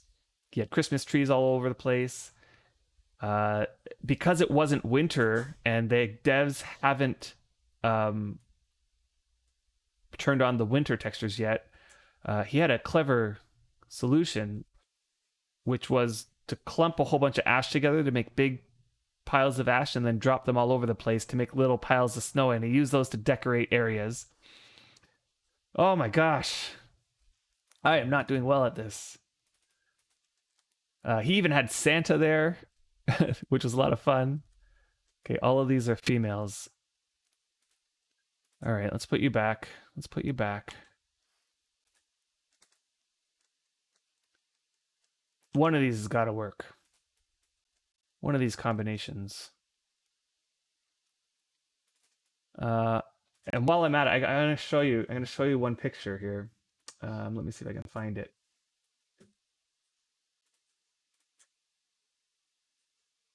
Let's see. Maybe I'll turn on the web source. See what I'm doing. Okay, so in the town square, he had this post here that advertised it. It's called the Hamlet's Christmas White Elephant. It's now over. So, but here's the picture of me. He had this little area, set up for people to take pictures with Santa Claus. He created this, mule character, just dressed him up like Santa Claus, put some Christmas trees around, and you can see the ash to make it look like it's, snow. And I thought that was so cute. Got the deer and placed the deer right next to Santa. I thought that was so cool.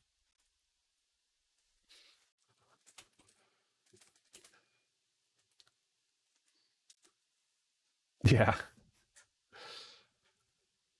And he had a lot of stuff like that all over the deed, just like decked out. He had all these green and red lanterns,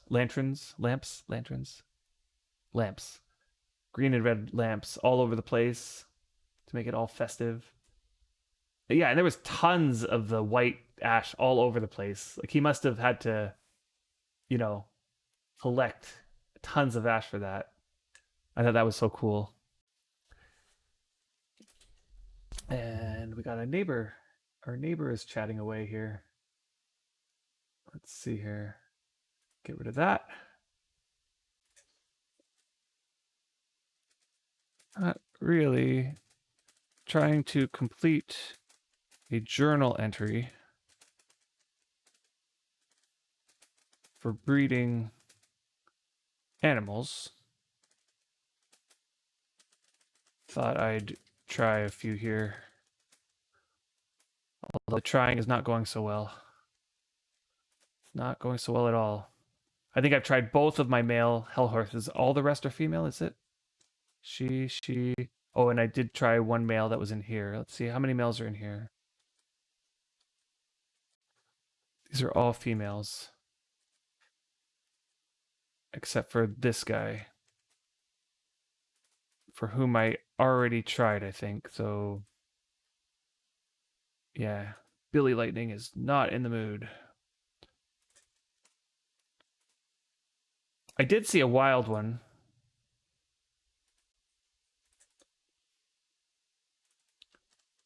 Right over there. I'll see if it's a male.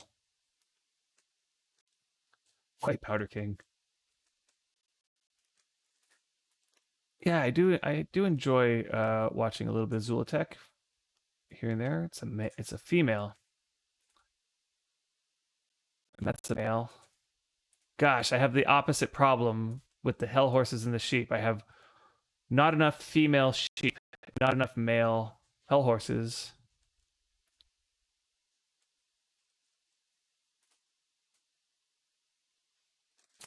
I do have some horses at the other deed. Can try that. There's a lot of animals in the moors. Where is the moors? Oh, Lazarus logged out.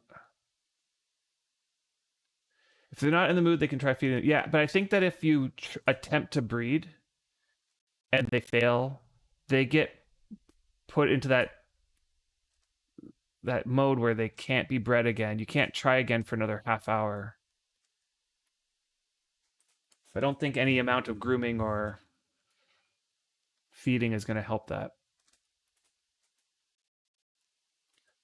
Okay, so Lazarus says there's a lot of animals in the moors.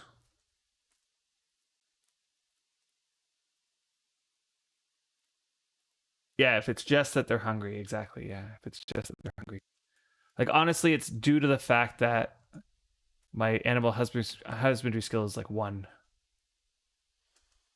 Another female. Are all hell horses female? Let's see, there's another male sheep. I need the opposite. I need. There we go. There's a male hell horse. Let's take this male hell horse and try to breed him with the female one that's over here.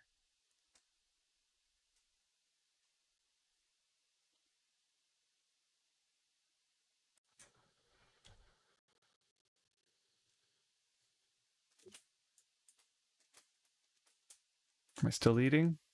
Breed? Okay, let's see how that goes.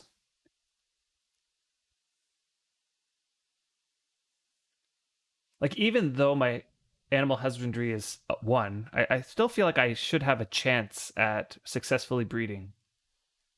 Pretty sure.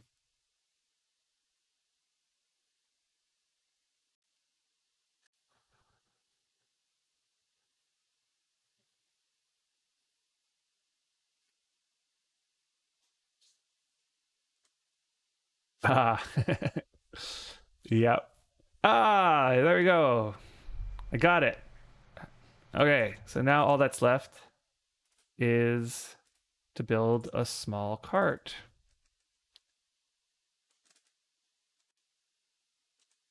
So they really missed the trick not naming the female hell horses nightmares. Yeah, that would be cool.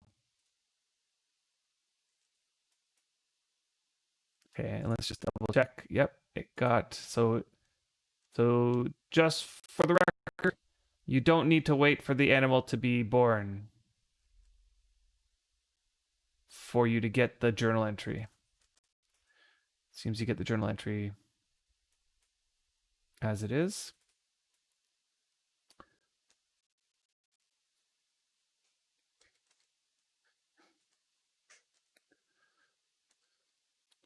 So I must, just going back to the Zultech event thing, I must say it was a lot of fun. I got to meet some new people, and we chatted.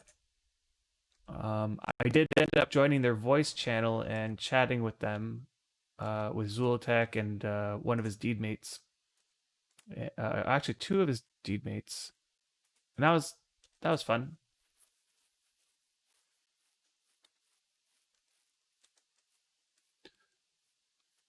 You know, got to know him a bit better.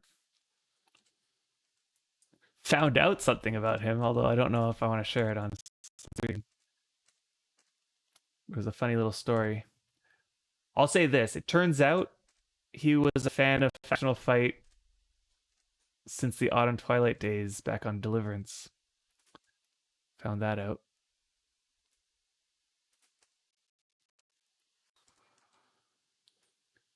I can't tease us like that.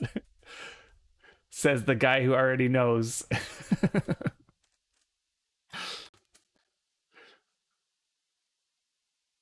Oh, Feyran.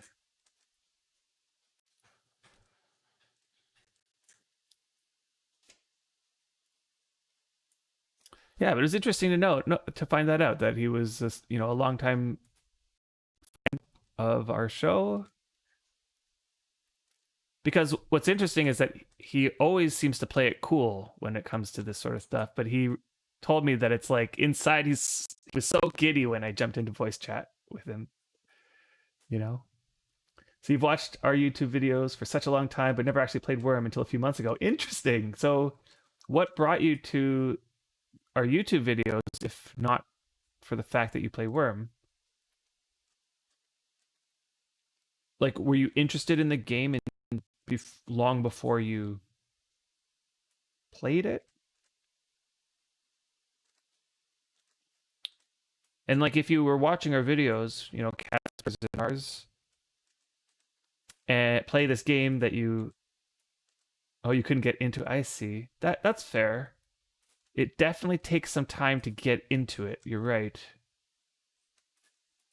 There are some people who will try the game and just like log out and then come back to it months later, try it again, and fall deeply in love with it, you know? One of those games.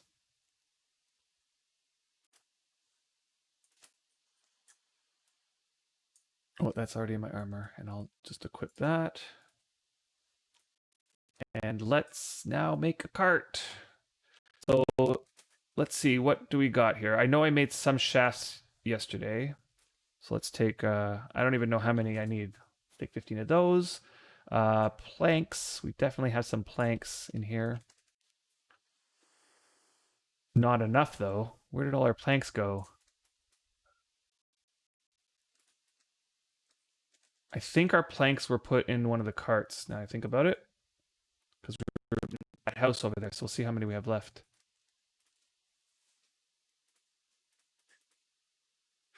No, there's one plank here. Is it in this cart? Okay, yes, it's got to be in this cart if it's anywhere. Yeah, here's some planks. Okay, that's enough planks. And it doesn't really matter what wood it's made out of. I honestly don't care. So let's make a couple wheel axles.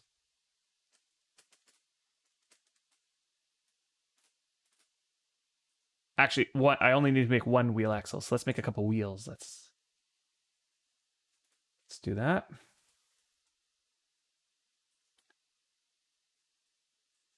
Okay, let's see here.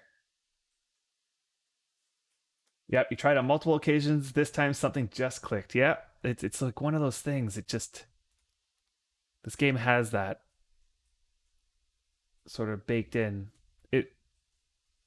It's like at times when you're first learning the game, it can be frustrating. Where you're trying to do something, but you just can't figure out how to get it to work. But then there does come a point where things start making sense. Like you start realizing that, okay, if I activate this thing and right click it on that thing, maybe it'll allow me to do something. And then you start trying those combinations of things and you start getting the knack for what works where. And I think once that starts happening, then there's like a snowball effect of discovery. And that tends to trigger that sense of accomplishment that this game has, that no other game seems to have exactly the same level of satisfaction when it comes to like you're trying to figure it out. It's like you're using your thought process to say like, maybe if I just do this item with that item, maybe that'll work. And it's like, that worked. And it's like, next thing you know, you're on like, you're steamrolling down this path of accomplishment. And yeah, there's no kind of equivalent to that in another game. Okay, so Feyran asks, and this is directed to Shard's Exile, what was that thing that made it click for you? Shard's like, and maybe everybody else can contribute to this conversation. Like, what was that moment, that one thing, or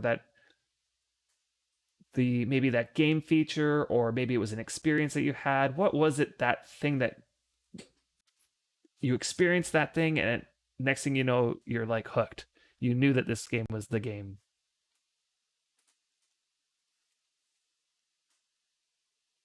The UI clicked for him. So actually, it was the community realizing that I was being a part of something interesting. That's definitely a big thing for a lot of people. It definitely makes a big difference uh, to be a part of a community. I remember when I was a noob and tried to make a sickle. It had all the typicalities like finding iron vein, which was on deed, not knowing how to smelt the ore, then not knowing how to turn the sickle blade into a sickle. I once searched the save logs back in 2011 to see me asking for help to make the sickle in CA. Yeah, that's awesome. So for Tuxie, it was getting into the right mindset, being able to use, to a point, real life knowledge of things to figure out how to do something. Example, picking seeds to plant crops. Yeah, that was also one thing that hooked me right off the bat. But there was something that happened for me right at the beginning that really hooked me, that I knew that in that moment, this was the game for me. So Sergeant Scully, you said, I'm in control. I dictate my end game. I love that I have the power. Yes, it is definitely something that this game has.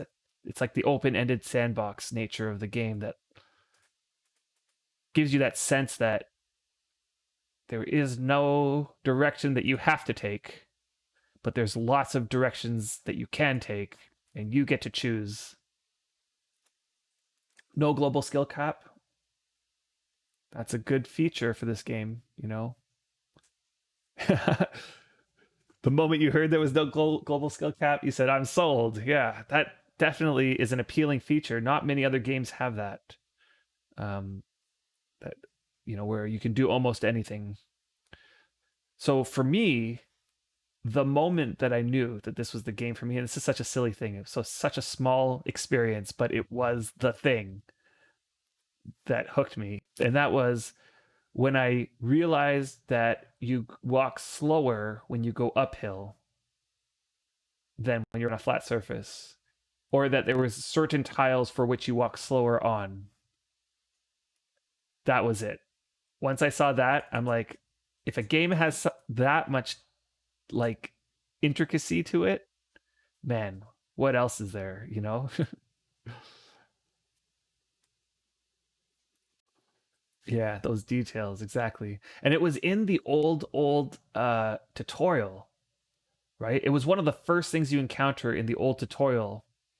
At least it's there's been so many tutorials.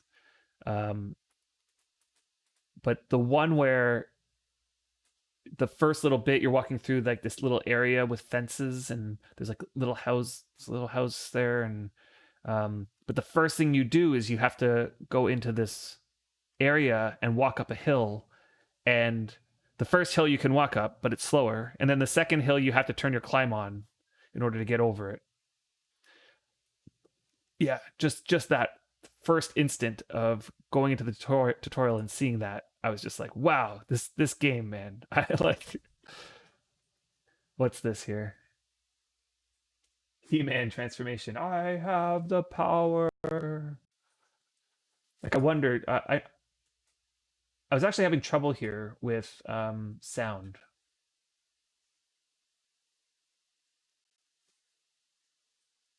I don't know if you guys can hear this. Yes. How many of you watched He-Man as a child? I know I definitely did. Yeah. Can you guys hear that sound? I don't think so, right? I have my desktop sounds turned on. I can't figure out how to get it to go. I don't know why. Let me just see if I can click something here. Desktop audio is turned on. It's turned up.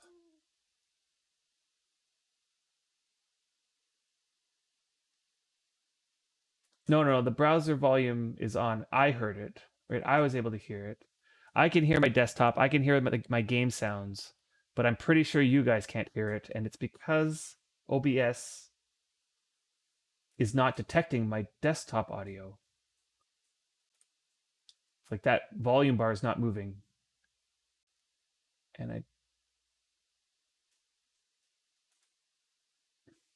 there's like, I go into the properties and there's like the settings and everything, and there's no settings in here. Hold on.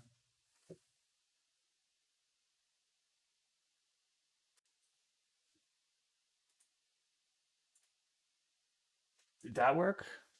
Okay, let's make some sound. Let's continue that.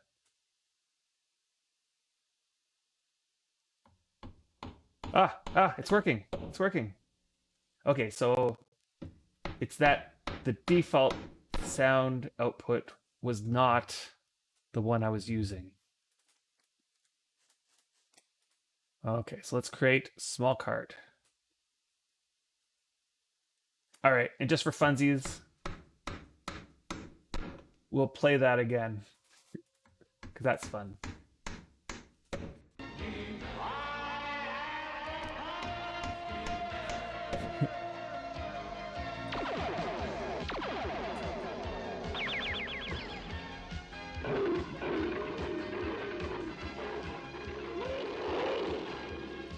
And there's Battle Cat. Yeah, awesome.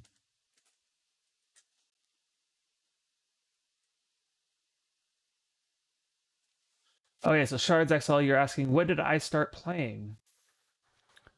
Um, that was in 2012. It was like near the beginning of 2012. And that was right. Oh, what's happening here? Why don't I have my cursor anymore? What? What did I change that made my cursor go away? Oh my gosh. How do I know where I'm pointing? Okay. When I'm alt tabbed away, my cursor's there, but when I go into the game, my cursor's gone.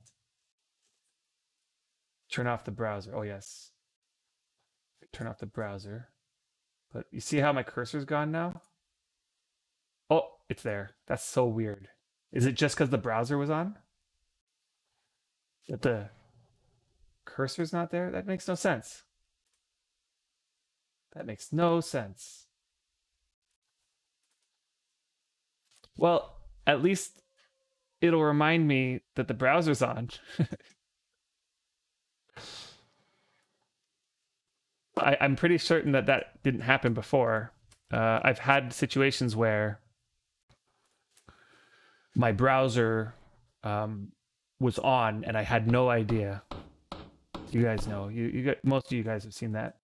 I'm sitting there pointing at stuff in the game, saying, "Hey, look at my altar. Look at this thing. Look at that thing." But all the while, my browser's covering the entire screen.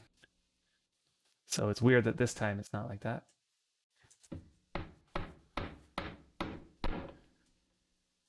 Okay, let's see here. I missed a whole bunch of stuff. Oh, yeah. Probably safer we don't. DMCA Twitch is getting ridiculous. You're right.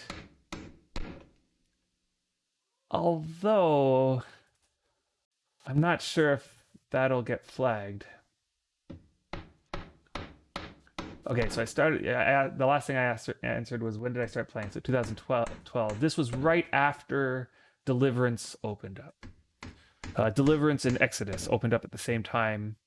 Or maybe they were slightly apart. I don't remember, but we probably joined maybe a couple months or 3 months after that happened. Yeah. Let's just queue up a couple.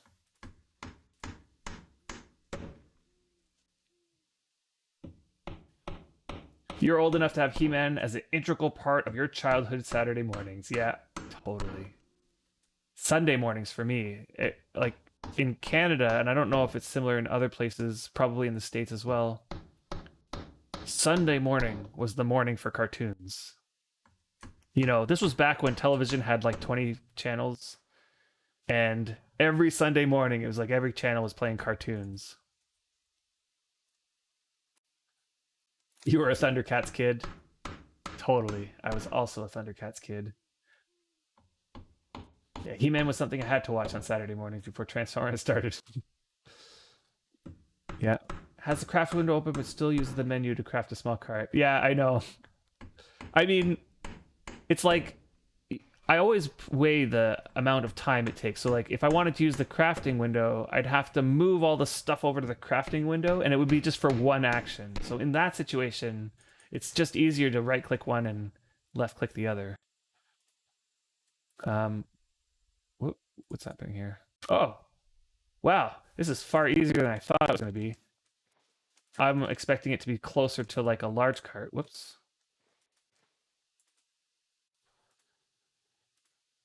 Let's put the planks back. And some shafts in here too. Wouldn't hurt. Oh, wait. What was I doing? I needed shafts, don't I? Gosh, what am I doing? Let's do the shafts now. And then all I need is small nails. I don't even need a yoke. I guess that's because there's no horses to be hitched to it.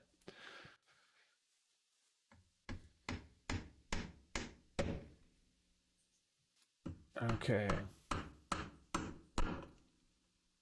So we were able to pray action on altars first time somewhere in 2013, by the way. Interesting. You were able to bind pray action on altars. Yeah. I actually don't think I noticed that you weren't able to because back then I did not use keybinds. Right? Because as a new player, back then, keybinds were something that were just too complicated to figure out. Like you needed to get into the game a bunch and start. Like first, you need to figure out like what would you want to keybind in the first place, and then in order to keybind it, you needed to open your console. Like there was no key binding section in the options back then. You had to open your console and type the console command bind, pick a key like Z, and then you had to know the command that you like. There was like each command has a text. So for example, bind Z dig, and if I hit enter, then that would make Z do the dig action. Oh, I finished with the shafts. Before that, it was right-click pray. Yeah, I know. I mean, there was a lot of things like that. For example, sacrificing at the altar or even casting your spells. Casting spells didn't have keybinds for the longest time. Okay, there's some small nails here. Let's get those into the Inspector Gadget. Yes. Definitely watched a lot of Inspector Gadget. I changed to full screen. That's it. You got it, Shards XL. That must exactly be the problem with the mouse. Good call. Bind the add to crafting window for somewhere. Yeah, I do. I have that. I don't think I used it there in that situation. I do have it. You're right. Should use it. Although I found, like if I do it, let's say I do this, right? You see how I just added the nails again, and it got rid of the cart, and now I can't. Oh, I guess I have to. I'm too busy. Let's stop this for a second. Okay, so yeah, like look at isn't that weird? If I add this cart again, it replaces the nails, and then I add the nails again, and that's fine. But if I add the nails again, it replaces the cart, and I have to add the cart again. That's just something wrong with that logic to me. I don't know. Imagine being a Worm player before Factional Fight made the tutorial videos. Oh man. I mean, I'm glad that those videos really helped people get into the game and figure out the stuff. But you know, before we started, you know, delving deep into some of these mechanisms in the game, I think that there was a lot of mystery in the game that people liked. People liked not knowing everything. Like there was, you would figure out stuff in a certain pocket of the game. Like one person might be really figuring out animal husbandry and like just getting ins and out of that. But maybe had no idea about mining or prospecting and gathering ores and that sort of stuff, you know. And there was a lot of that when we first started. There was a lot of pockets of people who had certain knowledge, but there wasn't a lot of people out there who were jacks of all trades who knew everything. Um, and we sort of set ourselves out to be that. Like we delved into everything. We tried to figure out everything that we could. I mean, there was a few things that we didn't really figure out fully, but for the most part, we tried our best, and we tried to convey that. So when we made a video, we would always go and look at the community and ask, you know, people who knew stuff, just to get as much information as we could. We'd write it all down, and we'd create scripts. We a lot of our shows we created scripts for back then. It wasn't like a hard script. It wasn't like he's going to say and then I'm going to say, but there were segments that were like that. All right, so that gave us another hour sleep bonus. Awesome. Let's go over to the token and get that extra hour of sleep bonus. Yeah, you still bind everything using console commands. You know, they added something in the keybinds that makes it awesome. It's search keybinds. So you can, oh god. It's like you have to go to the all keybinds, and then you can search for the keybind that you want, which I think is really handy. Right? Like let's say I want the tool belt slots, right? You have all the activate tool belt slots and all the keybinds for all the other ones, right? So that might be helpful for people to know. I mean, not to mention the fact that you can when you right click, you know, you could literally keybind something right here by just holding a button down. You see that L showing up? I don't want to keybind it because I have L for something else, but you can just hold your button down and it'll keybind it. So it makes things so much easier to keybind in comparison to the old console method. Okay, so let's add an extra hour of sleep bonus. I may as well do that while I'm here. Sleep bonus. This will increase your sleep bonus pool with 1 extra hour permanently. Okay, good. Let's do that. I've been meaning to do that one. Here we go. 3, 2, 1, go. Oh, it's gonna, yeah, okay. I still have to do a 3, 2, 1, go. Here we go. 3, 2, 1, go. Accept. Nice. Oh, and it gave me a title for that. That's cool. Okay, let's see. Title. I need to set my titles. I need to figure out what titles I should pick here, because right now I'm a mercenary handyman.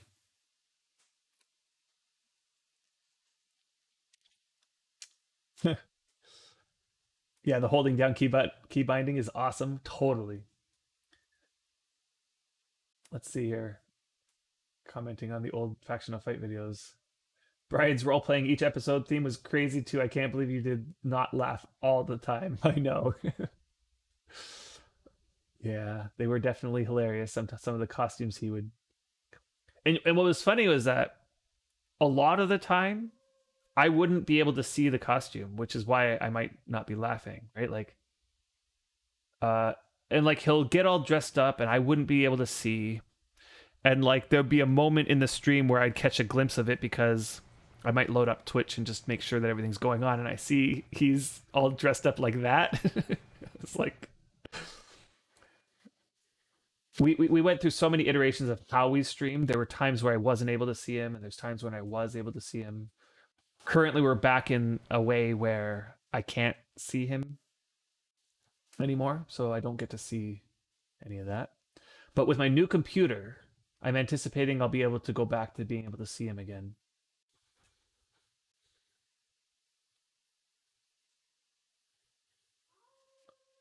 And thanks for the congrats, Shards. So you only use console now to find out what keybind I have on a certain key combo. Like if I forgot what I got on L, I just press F1 and type bind L, and it'll tell you what it's bounded to. Oh yeah, I used to, I knew that. I just don't use it as often as I probably should. Yeah, so my Z is dig to pile.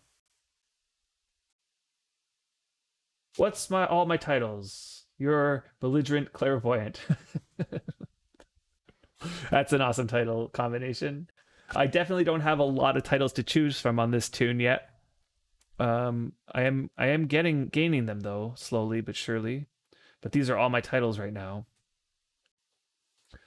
I did hit 70 mining and 70 blacksmithing, and the mining also gives me the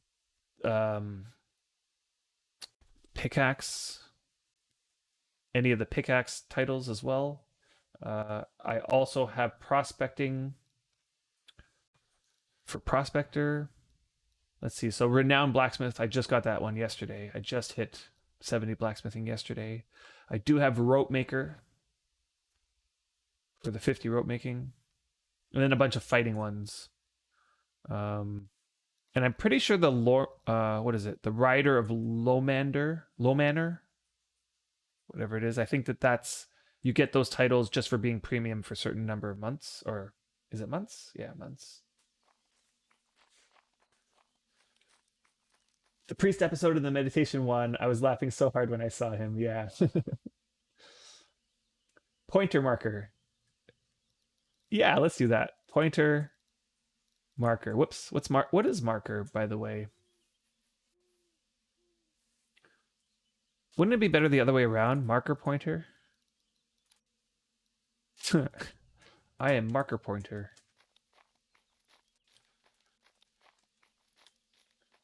Oh, I passed you there too. 68 blacksmithing there. Yeah, I mean, keep in mind though, I am not so much the builder. I know that Drogos, you're spending a lot of time building. I am not so much the builder. I don't really spend too much time building. Um, all my time is spent on focusing on trying to optimize particular skills that I'm working on. And blacksmithing is definitely one that we need here. And that's like, as you can see, like my mining, I'm just like mine, blacksmith. That's like where I'm really focusing on. And the prospecting, I spent a few days just focusing on that. I did do the rope making, which, oh, I should show you that. That's what I'll do next. Spend some time rope making. And for that, I will get some rope making food. Ooh, I need to make some more rope making food. I'm down to 0.12. So let's see. And it's damaged too. So it's there it goes. Well, an hour and 51 minutes of rope making. I'll have to make another rope making pizza. So rope making. I'm doing this for my favorite items, right? And you can see in these bins, I have a bunch of cordage rope at now decent quality. I'm gonna have to set up all of these windows again. Yeah, actually, this is fine. Okay, I'll put this one at the top. Let's see. And this bin up here the other day had over 267 quality cordage ropes. But then I started using them all. So I'm going to refill it. Okay, and you might notice like if you watched this the last time I did this on stream, you would notice that the distribution of ropes is quite different now. And the reason is because I went and got somebody to imp my rope tool up to 80. Okay, so once it got up to 80, I just did a whole bunch of rounds of making ropes, and this is where I'm at now. So I'm going to show you the distribution I get now, which is, it's still not great. I'm not going to lie. It's not like where I'd like it to be, but it's definitely moving in the right direction. Okay, so I'm going to take some of my 73 quality WEMP. You know what? This made me really giddy. They added a keybind, and I'm not sure if this happened after I mentioned it recently, but they added a keybind for Crush. And that made me so happy. You don't understand. Like, this process here now is like much, much smoother. even just this, whoops.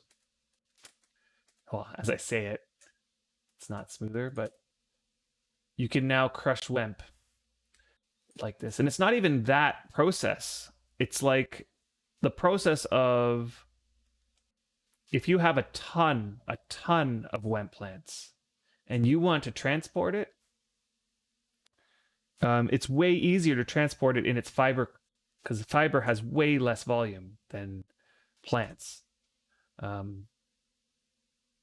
So what I would used to do if I went to go pick up from somebody like 20,000 WEMP plants or something like that, they'd have it in a bulk storage bin, 20,000 WEMP plants just sitting there, and I'd have to pull it into my inventory, crush it, combine it, and then put it into my boat and repeat that process like 1,000 times. And when the crush was, you had to right click it and crush, it just added another element of error, right? Because crush and pick seeds are right next to each other. And you can imagine pulling 70 some odd plants into your inventory and accidentally hitting pick seeds on it and just being like, gah. Okay, so let's add that to the crafting window and cordage rope and let's check it out. Okay, so my timer now is 5.7 to 6. Okay, so that's not bad.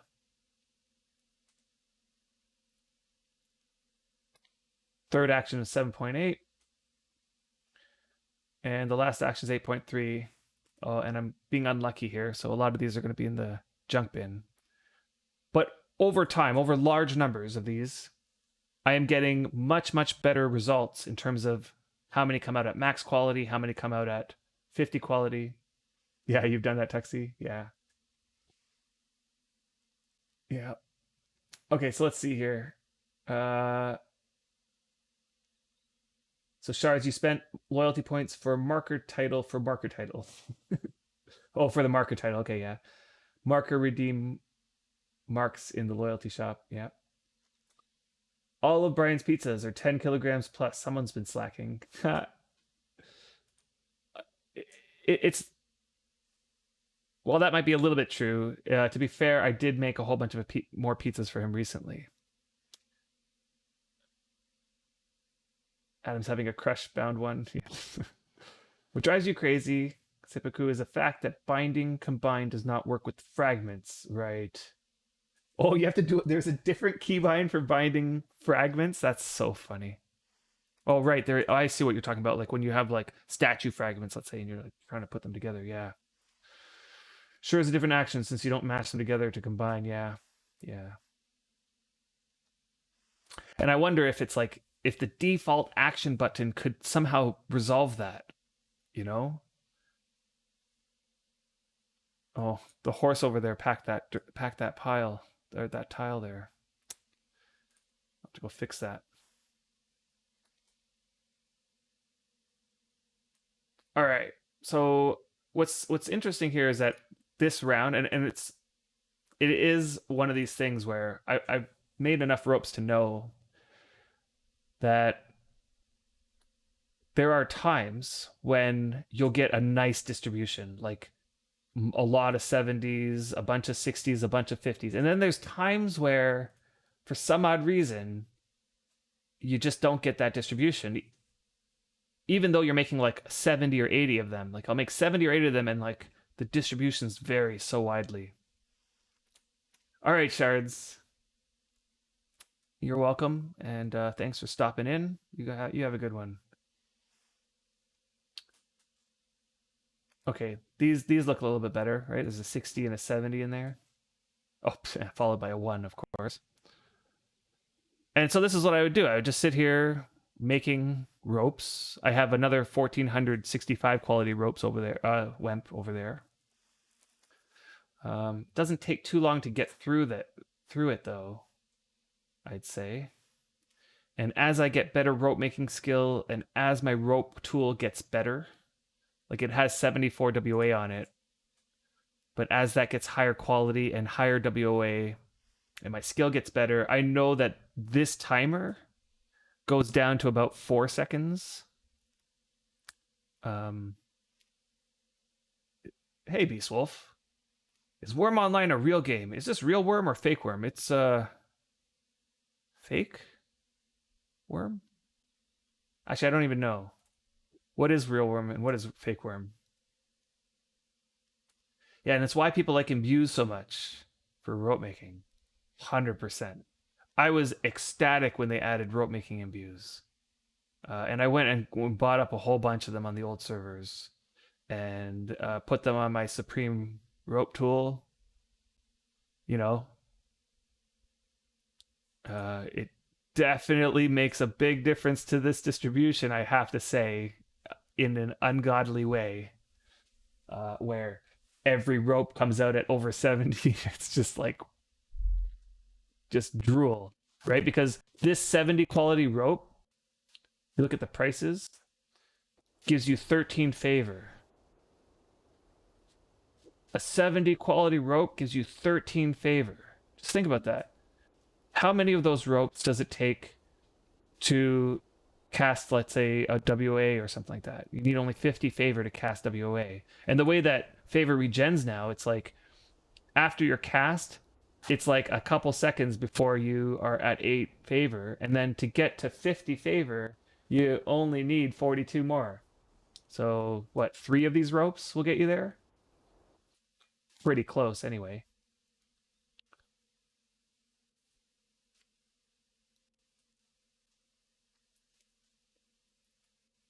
Right, Raybark. That's what went through my mind. Is Unlimited the fake one?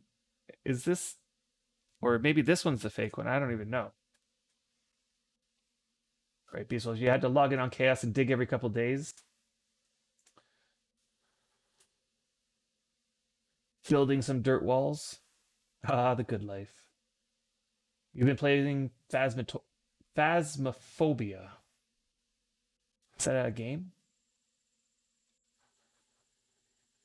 Okay, so the way you do yours is you got 4 tunes with 70 to 90 rope making, then give them all Supreme imbues. Yeah, Supreme imbued rope tools. Yeah, in mass. Totally. That's the way to do it. If you got a group of people, wait for your bins to be filled with Wemp, and then just go to town on it. Totally. I definitely have a modest setup here for an individual compared to some of the stuff that's pulled off on the PvP servers. Yeah. The only good thing from his PvP, my PvP experience was learning how to dig stuff properly. Yeah. There was definitely a lot of tricks learned uh, over there. And a lot of it has to do with just the fact that you're faced with problems that need to get solved. And some people had creative ways of solving those problems that I would never have thought about. Yes, nice. PvP is 90% digging. I know. I totally know. It's like you build a settlement and then the entire perimeter, as far out as you can, just dig it all to rock. Take all that dirt and pile into massive dirt walls. Oh, God. It's enough to say that I did not last long over there. Definitely not my preference of what I would be doing in this game. And not everybody was into the digging either, you know? So, like, some people got themselves into just crafting and that sort of stuff, but I'd rather just stick to having regular landscape around me. Ha! Yeah, you go libel up priest so that you can't dig. Yeah, that's funny. How do you dig properly? It's not about digging properly. It's about it's more on the terraforming side of things. Like there are like if you want to get the land to be just right, like exactly the way you want it to be, there's like tricks to make that process faster. Like for example, let's say there's a you're at the top of a dirt wall, so you're looking at it like the dirt just cliffs off, and what you want to do is you want to raise the tile in front of you. So you might think, okay, well, I'll just level it, right? Like I'll just click on the tile in front of me and level it. and it levels, right? And it does so by, it'll take the opposite two corners and drop dirt. It'll take two dirts from your inventory and drop dirt on those opposite two corners in one shot. So every 5 seconds, the tile's going like this, duh, duh, duh, like that, right? Okay, so if instead of doing that, you level a tile that's I'm struggling to try to explain it. Okay, there's a seal behind me. Yeah, I know. The house gets full of animals. I don't see it though, but okay, so if instead you're on a flat tile and there's a tile connected to your corner, the corner of the tile that you're on. Okay, so it's not in front of you, but it's like diagonally from you. Okay, and that tile is down. Okay, so it's like this is a flat tile that you're on, and then there's a tile that's like diagonally in front of you, and it's like all the way down, and you want to bring that up. Okay, if you do it to that tile, it'll drop dirt on all three corners at the same time. So every 5 seconds that goes by, 3 dirts are getting dropped. Okay, that's a 50% increase in speed. So if you're trying to raise like a massive dirt wall, okay, so you got to imagine like we're at the top of a almost 300 slope wall, and we want to make the next tile come up, and then the next tile come up. So instead, what you do is you do it diagonally. You take the diagonal corner and bring that up, and then the diagonal corner again and bring it up. And we were aiming for 2 tiles wide on the top, right? So we would just go diagonal, diagonal, diagonal, and that increased the rate at which we were proceeding by 50% just by doing it that way. Like little things like that you wouldn't probably think of. What am I doing here? I am full, that's why. Okay, so let's check out the distribution now. Look how many 70 quality ropes I got. I got 10 70 quality ropes and another 11 60 quality ropes. Currently what I'm doing is I'm just taking everything above 60 and dumping it into one bin until my farming gets up to 80, or at least I'm harvesting 80 quality wemp, then I'll make a 70 quality bin. But for now, it's enough to do it this way. Let's see here, 30 bin, and then only 24 of the 70 some odd ended up in the crap bin. Okay, which is definitely not ideal, but before I improved my rope tool, it was more like 45 of the 73 would end up in the crap bin. Okay, so that was like that's a big jump. Okay, let's hear what you guys are saying. They haven't. So let's see. Beast Wolf, show the Sergeant Scully a picture of the PvP deed to see the dirt walls, please. Yeah, if you link it, I'll show it. You do the corners and then you can get a fraction time. Yeah, exactly. Large cart loads 900 dirt. I raised 1 + 1 the diagonal here. YOLO. Strongwall mining is a big thing too that isn't as known. Yeah, strongwall mining.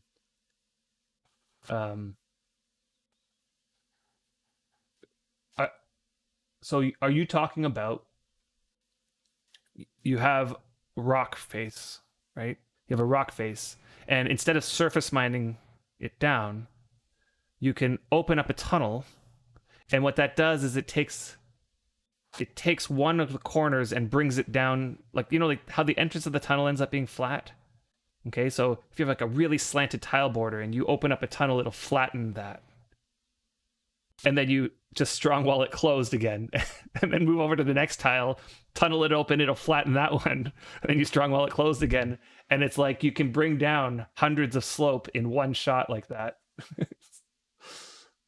Yeah, if that's what you're talking about, that's when it brings the rock down. Exactly. Yeah, I've seen that trick as well. I learned that on PvP as well. Okay, so let's take a peek at Oh God, you guys are gonna laugh at this. Look at this. Look at this deed. That's that's what deeds look like on PvP servers. It's like the entire perimeter around the deed is completely like dug to dirt. All of that dirt is put into these walls that are just built up. And you know, if you looked on the inside of those dirt walls, there'd be buildings and structures and underground tunnels, and like the whole deed is inside of there. You have the building. They're called longhouses at the top, and the longhouses are there to prevent. You know, that's like your first line of defense when somebody comes to raid your deed, is that they're going to try to catapult down your longhouses. Yeah, this is what a deed looks like, and there's actually surprisingly very little variation. So you go to the next deed over, and it looks almost exactly the same as this one. Oh man, that's hilarious.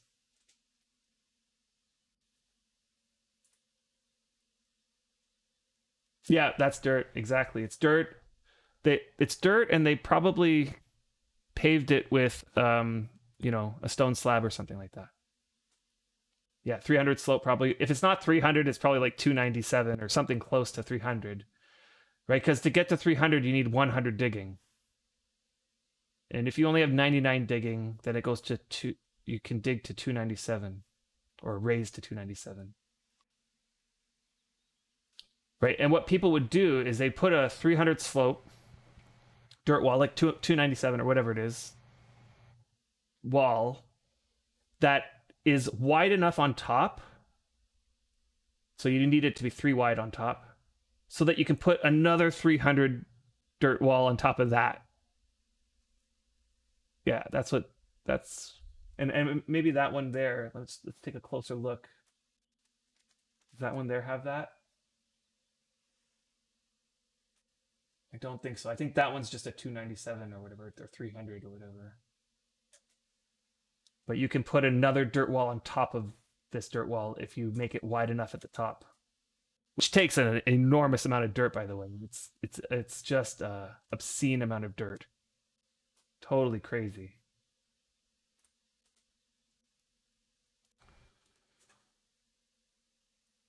Yeah, at Scar you tunneled 450 steep. This is when they were supposed to have fixed that issue, and we were like, nah, it's fine, they fixed it. So yeah, you've been surface mining this for a new trench. Okay, so let's take a peek at that. Okay, that's cool. Well, I gotta put it back on the screen so that you guys can see it.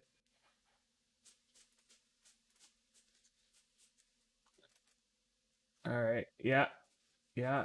So there's a trench that's going around the deed. Yeah, it just makes it harder to get like an invading force. Just you want to make it really hard for them to get in there.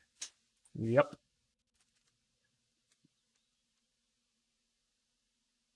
All right. That's the deed cauldron. Yeah. The heart of PvP deed is even scarier. People use all their knowledge to make getting to the token as hard as possible. Yeah. Yep. Yeah, when you go inside, like it looks kind of plain from the outside, but inside it's intricately designed. Like the entire design is planned out prior to the dirt walls going up. And it's like very intricately designed to make sure that the token is so well protected or extremely difficult for an invading force to get into.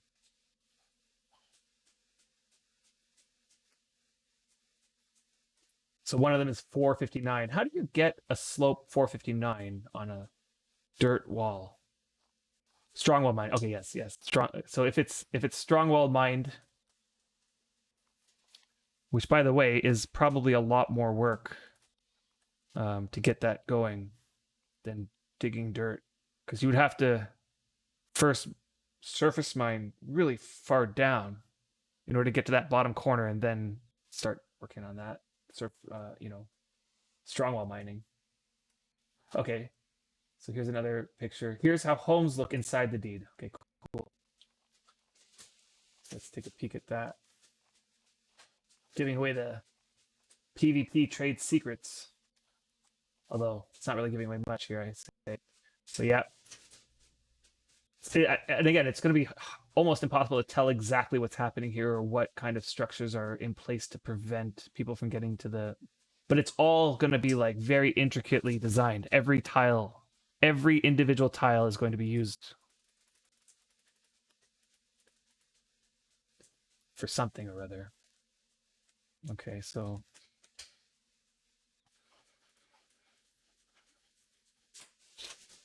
yeah, you had Enki come by and quote, if you can drop dirt and fix it, it's okay. Interesting. Yeah, that bug still exists, but we're better off not using it since it's known and it's doing. Yeah, yeah. It's one of those things that I don't think will probably ever be removed. Oh, Lazarus is complimenting our deed, even though it's such a mess.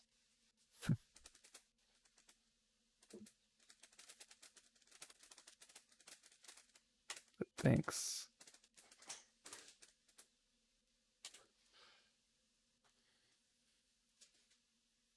Okay, let's see.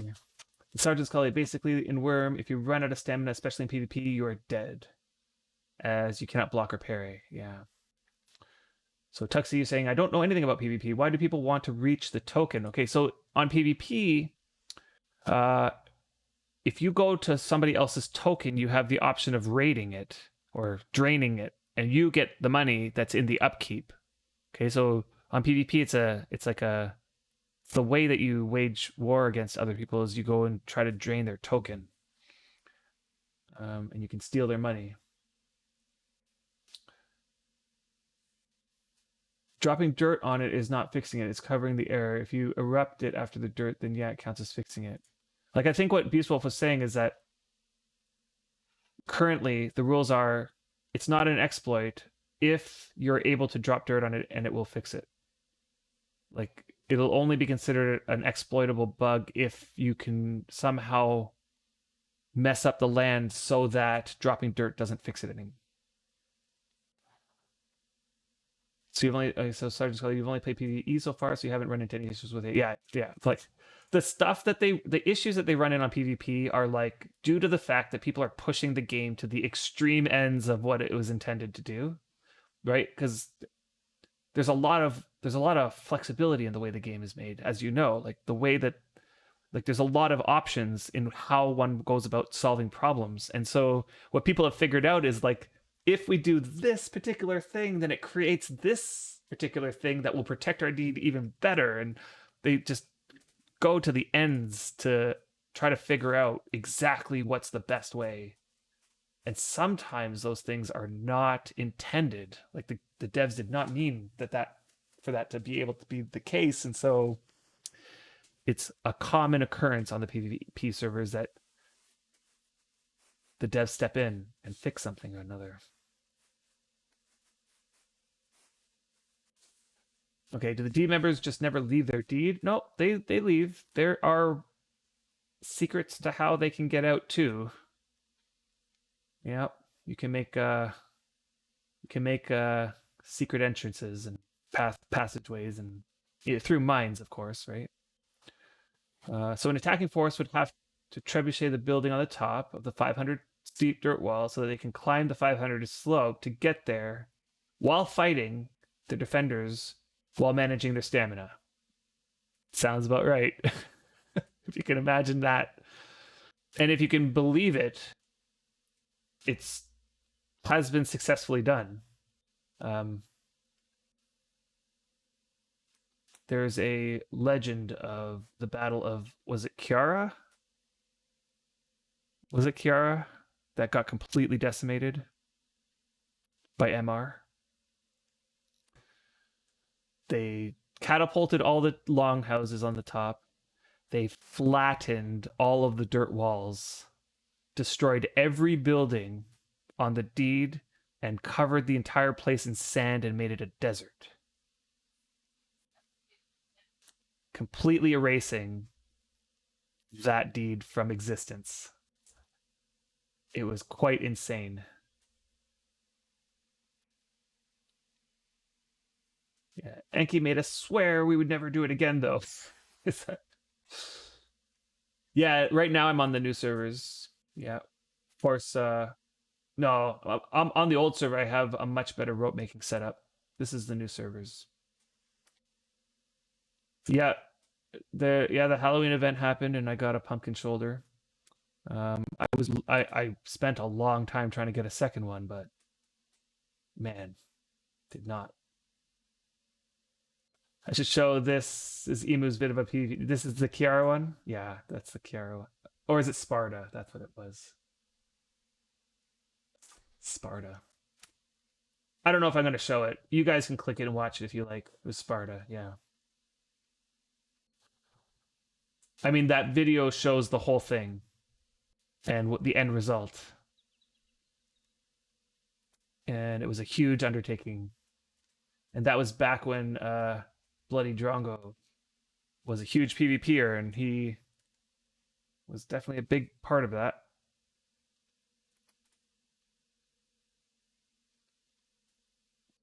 Yep, took days, dozens of people online. Yep, it was a group effort. Do I ever play on the old servers anymore? No. I haven't played on the old servers for a long time now. So there was a point where we took a break from the game about a year ago,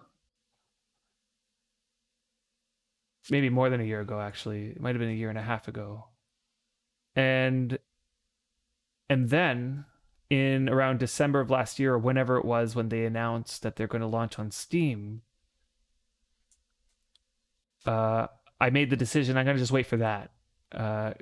Every time we come back to the game, we always come back with a vengeance, and we start streaming again and pick a new project to do. And the last time around, we kind of had fun doing our restart series, where we literally dropped all of our gear off of our high level tunes. We had zero anything in our inventory, and then we got ourselves teleported to a random spot, and we tried to start up again, and that was a lot of fun. Until it wasn't, because what ended up happening was that because our skills were so high, it actually wasn't that much of a challenge to do that. And so we kind of petered out and got ourselves burnt out on the game. We picked a spot where there was a massive dirt wall that we wanted to get rid of, and so we were just digging that, and it got to the point where we were just digging all day, and we ended up deciding we're just going to go back.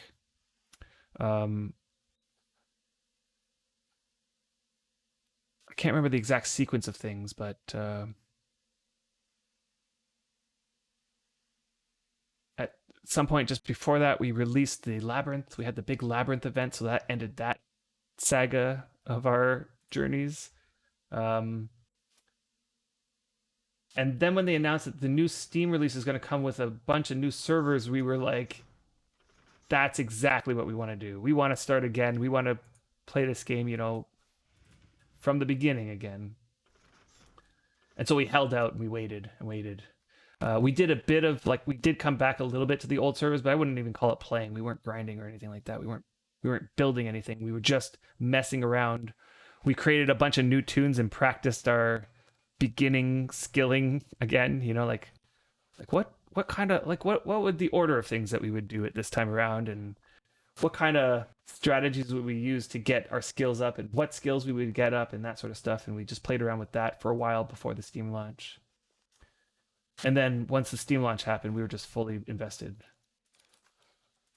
All right, let's look at this distribution. So we got 12 70s plus an additional 7 60s. So it's a little bit different this time. So for a total of 19 items going in this bin. 50s look about the same, 40s look about the same. Let's take a look at how many are going in the junk bin. 25. Pretty close, actually, that time around. Okay. So let's go back up and see what you guys are saying.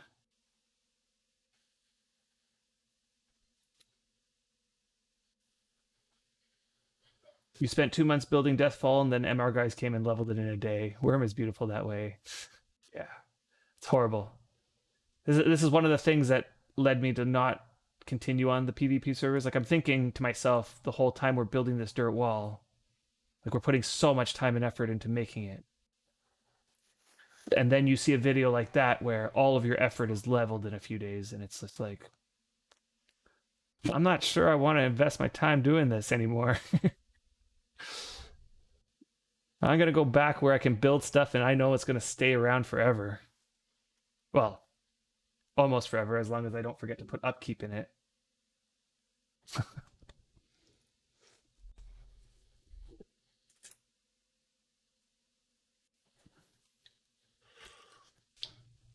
Deso. So nobody thought of giving feedback to the devs about PvP? Oh man. There are threads and threads and threads filled with people giving their opinion about how PvP can be better. And actually, this is something else that I wanted to do on stream today. Let's see. See, I promised that I wouldn't talk about dev communication this time, this stream. But I'm allowed to talk about it if I'm giving compliments about how well they're communicating, right? Right? That's allowed. And so, and this is something that I would never do. Like Feyran would never do this here. But since we're on the topic of PvP anyway, and I wanted to show you a little segment of a little section of the forums where really good stuff's happening, and it's happening in this feature feedback section. I'm not sure if you know this, but every so often when the devs implement a new feature or are about to implement a new feature, they'll make a post here saying, hey, we're thinking of implementing this. What do you guys think? Or maybe they put it on the test server and ask for feedback about it. Okay. And you can see like some of the things that are here. Right, they did this for the changes to favor gain from sacrificing not too long ago, and they asked for feedback. By the way, if you look at that post, the feedback for the changes to favor gain, it's basically 3 pages of everybody saying, don't do it. This is the dumbest change there ever was. There's no reason for it. Stop it. And then it ended with, okay, we're going to do it anyway. We're going to take your feedback into account, though. And then it came into the game anyway. Whatever. There's the new UI public testing. That was happening before the Steam launch, and look, 16 pages of it. Anyway, what I want to draw our attention to is this PvP discussion. And I also want you to focus on the dates that this is happening, right? Because one thing you'll notice is that the other ones, like this tower chaining system, that's December 12th, 2018. That's like a long time ago. And yeah, so we got within the time between this starts, the PvP discussion number 1 started in May. This was before the Steam launch, and it was Dark Lord's post saying, hey, I am a new dev that is tasked with trying to work on the PvP side of things. Oh, never mind. That's not this post. There was another post before that. Anyway. But what ends up, what his posts look like are this. He puts a bunch of concerns that were mentioned in the previous post. Here's all the things that were mentioned, and he summarizes them. Okay, let's see. Okay, so let's just read it a little bit here.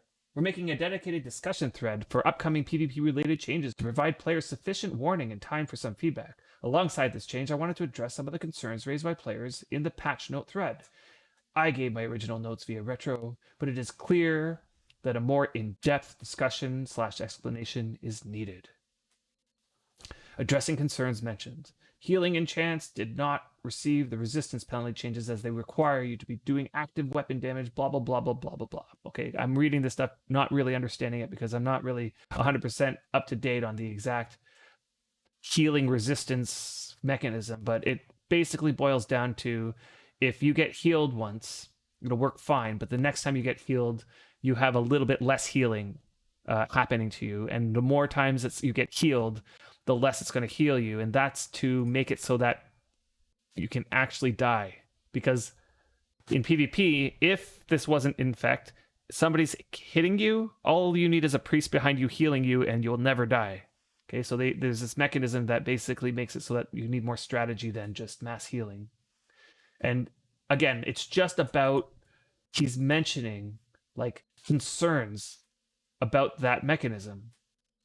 Then he has a section on proposed changes. The first discussion is also open to any PvP changes people would like to see in general, not just things listed here. Please note that we will likely keep future posts like this to move more specific topics. Please keep it civil on all topics. Save the kingdoms and other play-related talks for skirmish/Discord PvP channel. Okay, so, and then as the discussion goes on, Dark Lord is posting in response all along the way, right? And okay, and there's 5 pages of this discussion, and I read through a little bit of this discussion, right? And for the most part, the discussion is like on point because of the way he framed the original post. Everybody sort of was like, hey, like, I think that particular thing you just raised there, like, I agree that needs to be changed. Here's my idea. Like, a lot of the posts are like that. And so what you get is a really valuable feedback thread where you get people contributing ideas, developers actively participating in the discussion and shooting ideas back and forth. And I really love this way to sort of set this up, because I don't think if we look at any other ones, it's like that, right? Like if I look at the changes to favor gain from sacrifice, let's look at this one. Okay, so it starts out very similar. Okay, this is how it works now. This is what we're hoping to achieve. Okay, now the biggest difference though here is that, like, and I actually really appreciated this post. This post was like, I'm like, yes, we're moving into an era of Worm where things are getting discussed like this.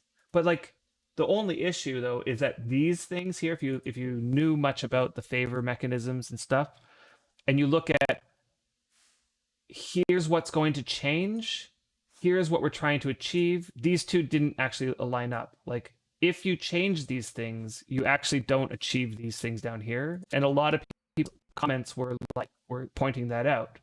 This tries to fix a current problem by removing a mechanic used to rapidly cast enchants. This looks like it's just going to slow down enchanting even further, making skilling with sleep bonus even harder. Like, the comments were like, hey, like, the stuff that you're trying to fix here, like, we don't think that what you're going to change here is going to actually fix anything.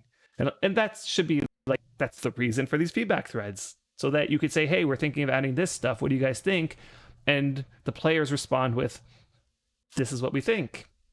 It so happens that in this case, particular, people didn't really like the idea. I mean, there was some in favor, there was some not in favor. It was probably maybe about a 50-50 split on this forum post. But, and here's Ostentatio again. He's like, you know, doing the follow-up thing. You'll notice it's a lot less free follow-ups compared to Dark Lord's. That's okay. Like, at least he's following up. But this is my feedback, right? Back in August 28th, I said, I agree with those who say that if the goal is to reduce the time spent sacrificing and increase the number of casts, that this can be performed.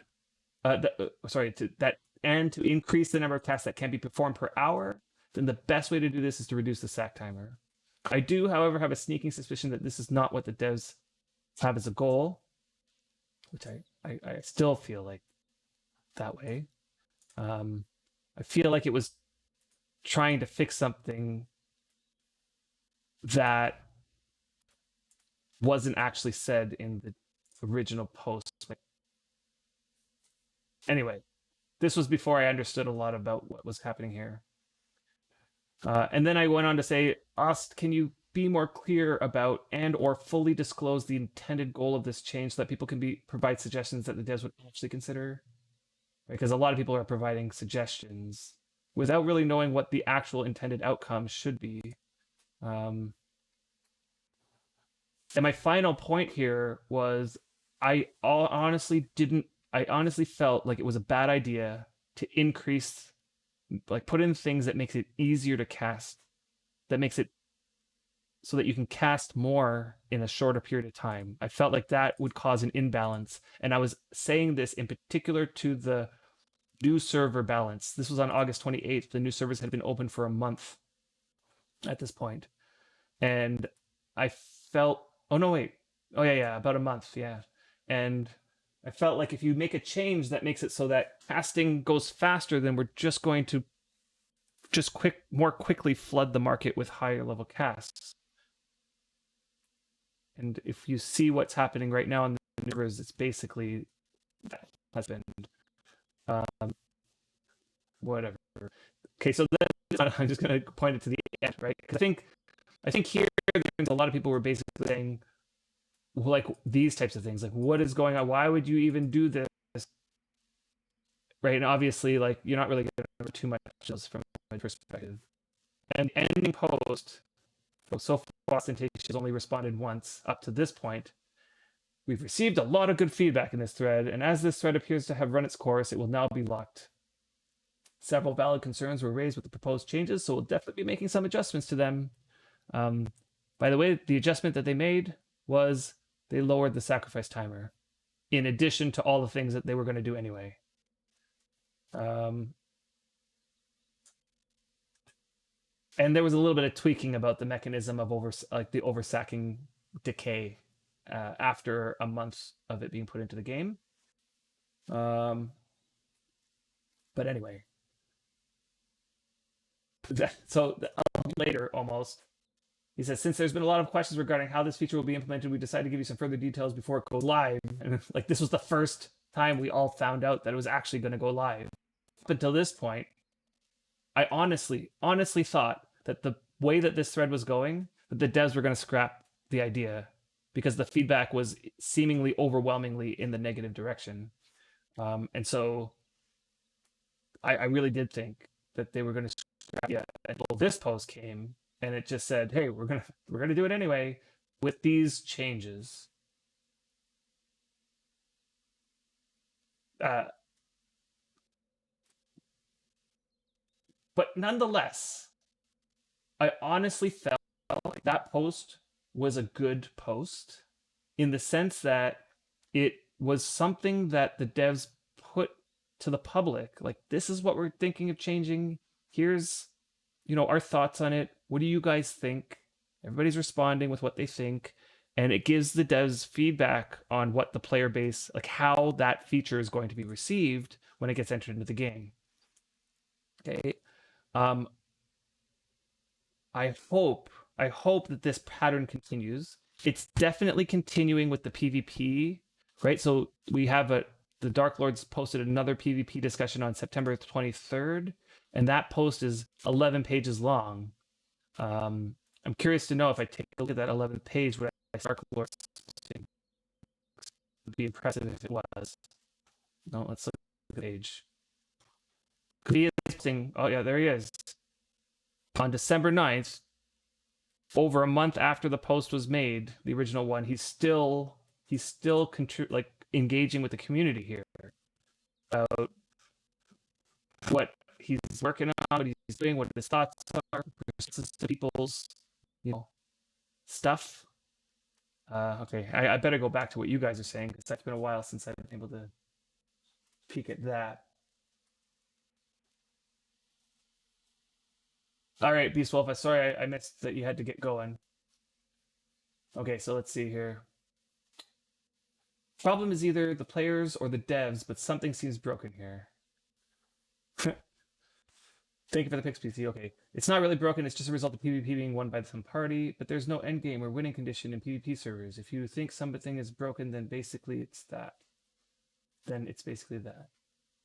Yeah, that Sparta raid video is insane. Totally. Favor gain is the best thing that happened to Priest with Alt Crafter. You can now just hunt and gain favor to spam enchants for free. No alter chaining. Yeah. It's the best thing that happened to priests if you like the idea of being able to cast a lot more. If you think that this game would improve if only we were able to cast more and make it easier to cast. And while that might make things a little bit more fun for some people, there's a downside to that. And like, for example, let's suppose I propose a change that makes it so that I can double the output of crafting blacksmithing tools, let's say. So now I don't need to be in front of a forge. I can blacksmith anywhere that I like, and I can blacksmith twice as fast as I ever was before able to, and I can get my stuff up to high quality way faster than ever before. Wouldn't that be great for the game?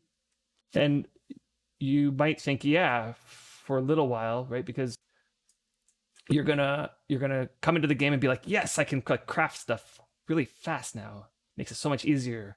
Now I won't have to buy that gear from somebody else because it's just so easy for me to do it on my own.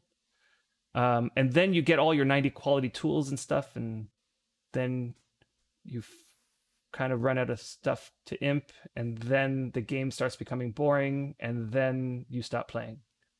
And that the progress to get to that point, like, don't get me wrong, that's the way the game works now, right? Because you get to that point at the end, and then there's not really much left to do, and then you lose interest. It's just that's going to cause that point in the game to come earlier, and then you end up losing people a little bit more. That's kind of, yeah, my CPU has a hard time with the bitrate of managing my voice. I'm sorry about that. When I scroll the forum posts, it's interesting. Let's get rid of some of the things here. Okay, I'm sorry about that if that's what happened. It would be really cool if they had public plug tracker with feature suggestion sections. In my opinion, those are better organized than forums, and they let you follow tickets and see when they are working on stuff. Yeah, you've mentioned this before. This is a good idea, to have a system in place that I'm pretty sure that they have a private plug tracker like this. But you're right, make it public and have suggestion sections so that comments can be sort of attached to particular bugs.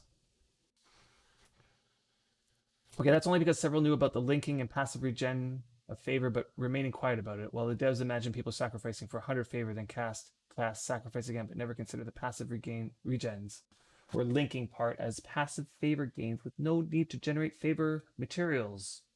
Yes, totally agree with you that the way that the linking kind of worked before was broken. You know what, while I continue this conversation, I'm going to move on to another thing. I'm going to level up some mining. Let's do that. Where are we in time? 12:30. Okay. I'm going to have to cut the stream somewhat short in the sense that I got to leave before 2. So we've got still some time, but I can't do a long stream today. So I can comment on the linking. I actually was one of those people who never knew about it. I kind of heard rumors about it, but I didn't really know that it was a thing, and I didn't really spend time researching it or trying to, use that feature. I mean, I got my priest up into the 95 plus just by playing it regularly.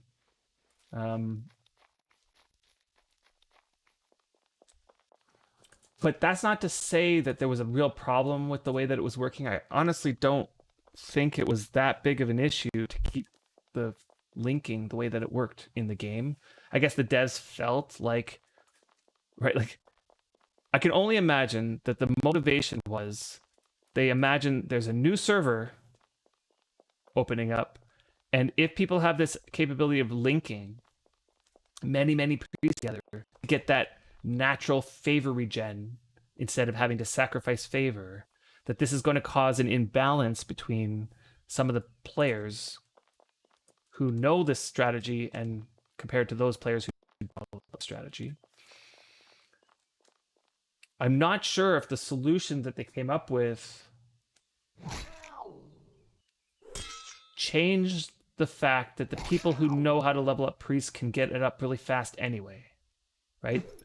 It's not common, it's not uncommon, it's not private knowledge that there's a priest on server who got benediction after maybe about a month into the servers opening and currently has above 99 channeling despite the fact that they made that change. So it's not like making that change slowed people down so they couldn't get to 99 channeling.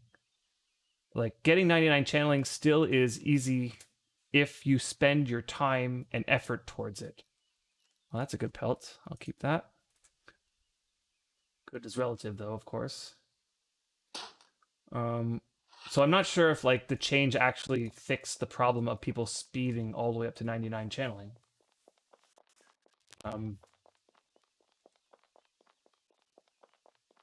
Honestly, when I cast now, I don't use the overstacking feature. I don't feel like it's to my benefit to. It's actually worse because you waste a lot of favor doing it. Like a lot of favor. And I don't have a lot of favor as you saw in those bins. There's very little favor there. And I want to use each and every ounce of that favor for casting rather than wasting. I know who I personal perspective, and the devs have to implement to please the whole. Yeah, the devs are in a hard spot. Right, Sindusk is. He did start this whole trend of open lines of communication with the public about changes. When he got hired as a dev and he started making posts, it was like, what? We're actually getting information like about the intricacies of the changes. Like, wow, this is amazing. Then he got in trouble for it because he overstepped his bounds on one point or another, rubbed people the wrong way, and next thing you know, he's okay. A lot of feedback has been given and changes made according. Yeah, Worm has gotten so many. Yeah, totally, 100%. The devs have done such a great job over the years, in like if you look at it from a long-term perspective of implementing feedback that has been suggested. I mean, we suggested many things on our own, like that have been implemented, and I feel like the devs over time have done a really good job with that. Obviously, they can't implement every suggestion. It's not like I find it baffling when somebody suggests something on the forums and gets so upset that their suggestion did not get added in the game. It's like we've given hundreds and hundreds of suggestions, and we've seen maybe one or two added into the game. Maybe a bit more than that, but like we never expect that when we suggest something that it's going to be in the game. Like all we do is we spew out as many suggestions as we possibly can and hope one lands and sticks. And I think that that's the perspective everybody should be taking when they come up with suggestions. For a certain type of play, hunting, I feel like I'm really behind now. So let's see. For a certain type of play with hunting priests, it's free favor, a metric crap ton of it for free as long as you have somebody. Hunting priest is free favor. Like, elaborate on that. Why is hunting priest free favor? Like, are you just talking about natural regen? Like because they would naturally regen their favor? As long as you have somebody, alt, or friend to maintain your gear.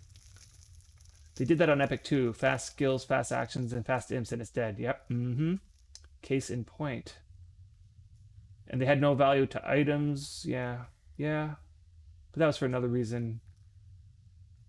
But they definitely had faster skilling there.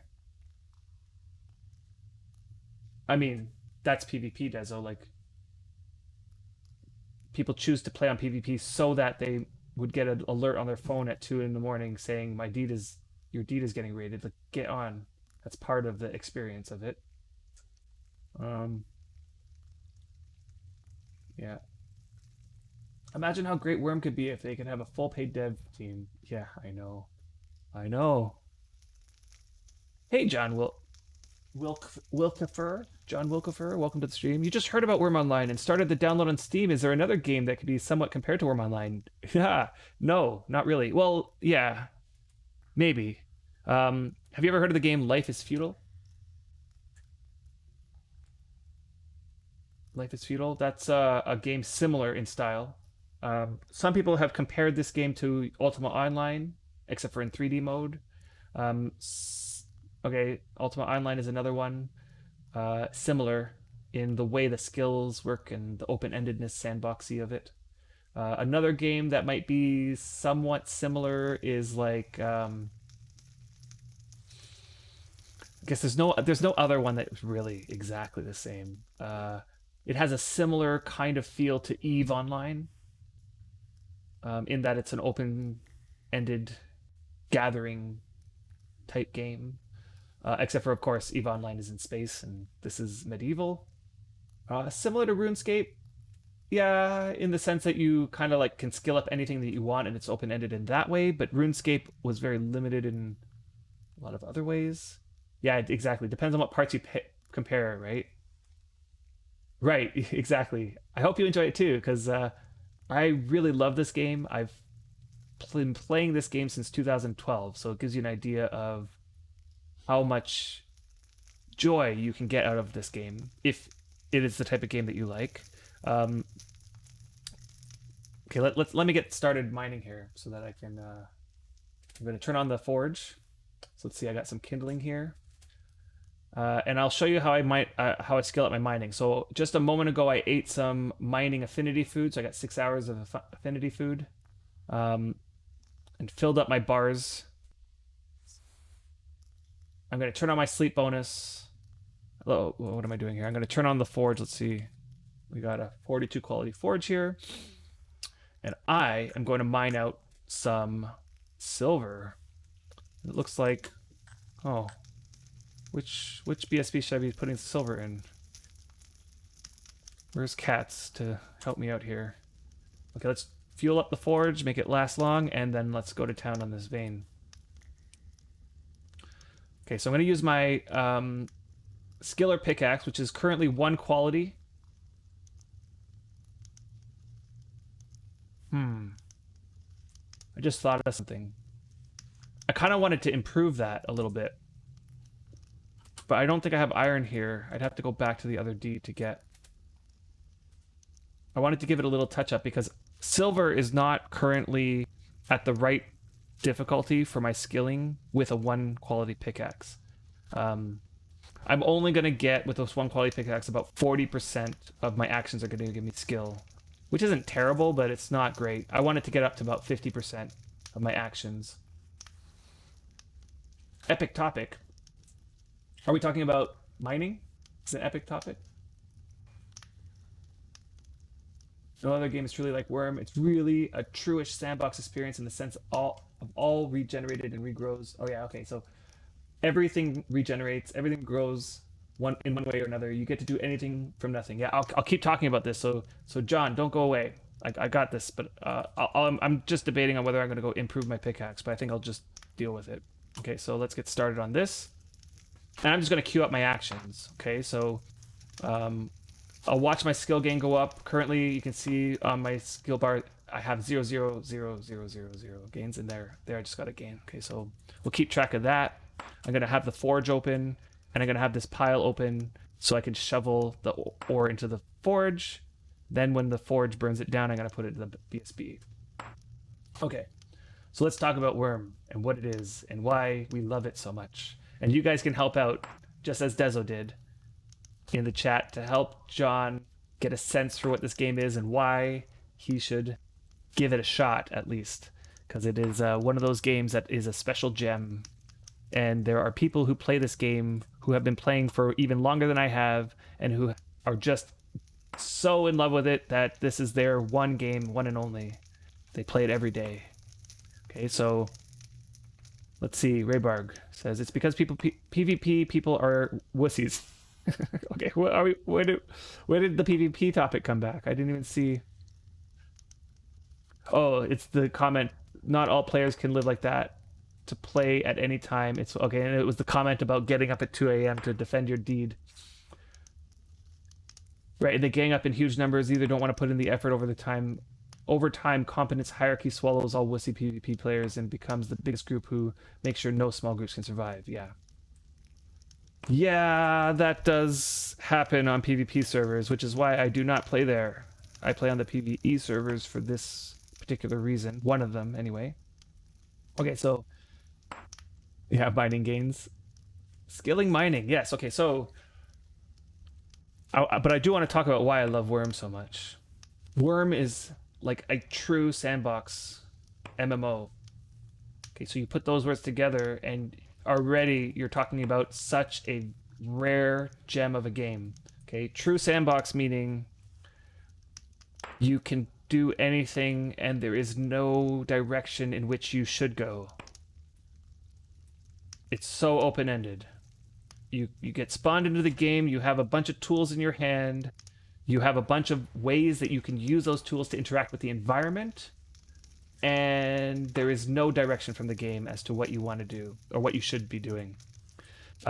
Every action you conduct has the chance to give you a skill gain in the 150 some odd skill.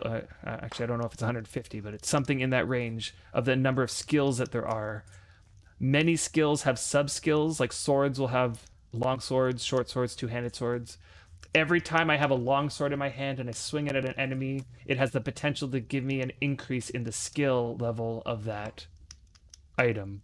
So I'm swinging a pickaxe right now at this wall, and this gives me a chance to get, of course, mining skill, but it also gives me a chance to get a miscellaneous item skill gain, because miscellaneous is the one that has all the tools in it, and as you get better at the tools you get a chance at getting better at miscellaneous.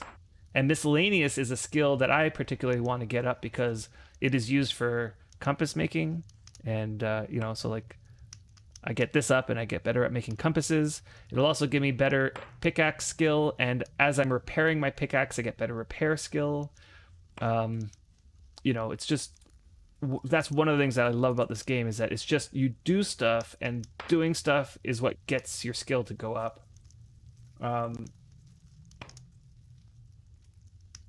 Yeah, true sandbox literally means that it's like the devs laid out a whole big place for you to play in, but there's no like one thing you should be doing first or second or whatever. It's just go and experiment. It's a survival game as well. In that it's, at the beginning at least, it's easy to die, and you are trying to figure out how not to, and you're going to do that by gathering materials and working on building up better armor and things like this. If you want to, you don't actually have to do that. And then there's the crafting system, which is so deep and rich, and that's one thing that a lot of people say is what keeps them in the game, is the way the crafting system is. One thing you're going to need to know, like the very basics, what you're going to need to know starting out, is that you have an equipment slot here, and then there's another thing like that, the equipped item in here is what my character is wearing. However, it is not what my character is using. Okay, so in order to use something, you need to activate it. And the simple way to activate something is to double click it in your inventory. So I can activate this wild cat pelt, for example. It turns green. And then now that I have that activated, anytime I right click on something, if it can interact with the wildcat pelt, it'll show me an option. It'll show me an option here. Currently I cannot. All I can do is track. I also have a tamed pet right now, so I can give that pet some commands, or I can stop my action.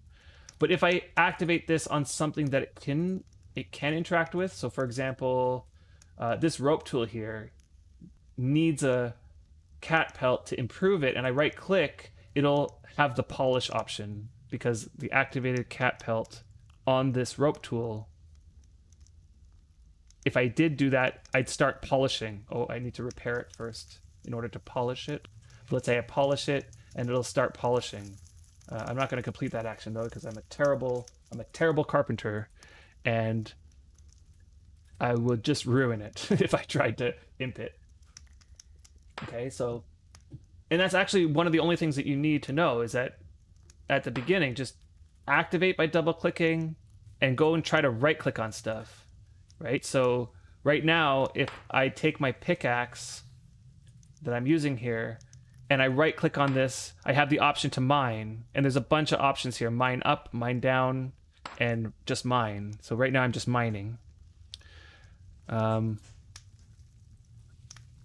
Yeah, and then just use that same sort of idea on everything in the game.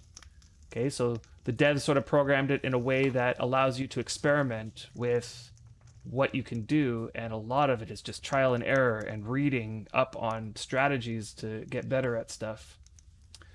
All the while you can do all sorts of things like build boats and go fishing, or this place here is kind of crazy because what we did was took the island and just shaped the land so that it's going to have these canals. We're going to put this rock area into the water so you can drive your boat through here. And then we're going to put a massive, massive castle on top of the platforms at the top with bridges, and it's going to look epic. And so that's our major project that's happening right now. But you start out by making a house for your own self and learn the game. It's just it can engulf your life if you let it, so be careful about that. Where is this? This is on Melody server. I'll show you exactly where we are. Okay, so we are right in this peninsula right here. So Melody has this really skinny part on its west coast, and if I zoom in here, so Catspur, who had this vision for creating this, when this server opened, she beelined it for this spot because she saw it on the map and she thought, hey, that island there would be a perfect spot for this project that she has in mind. And so she made a beeline for this one spot, and she instantly deeded it. And so since then, many of us have settled in the area on this little spot here. I think our deed is right here. So that we can help out with this project.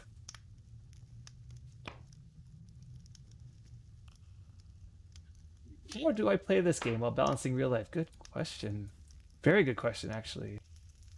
I have, in the past, had trouble with that. But I figured out a way that works with me.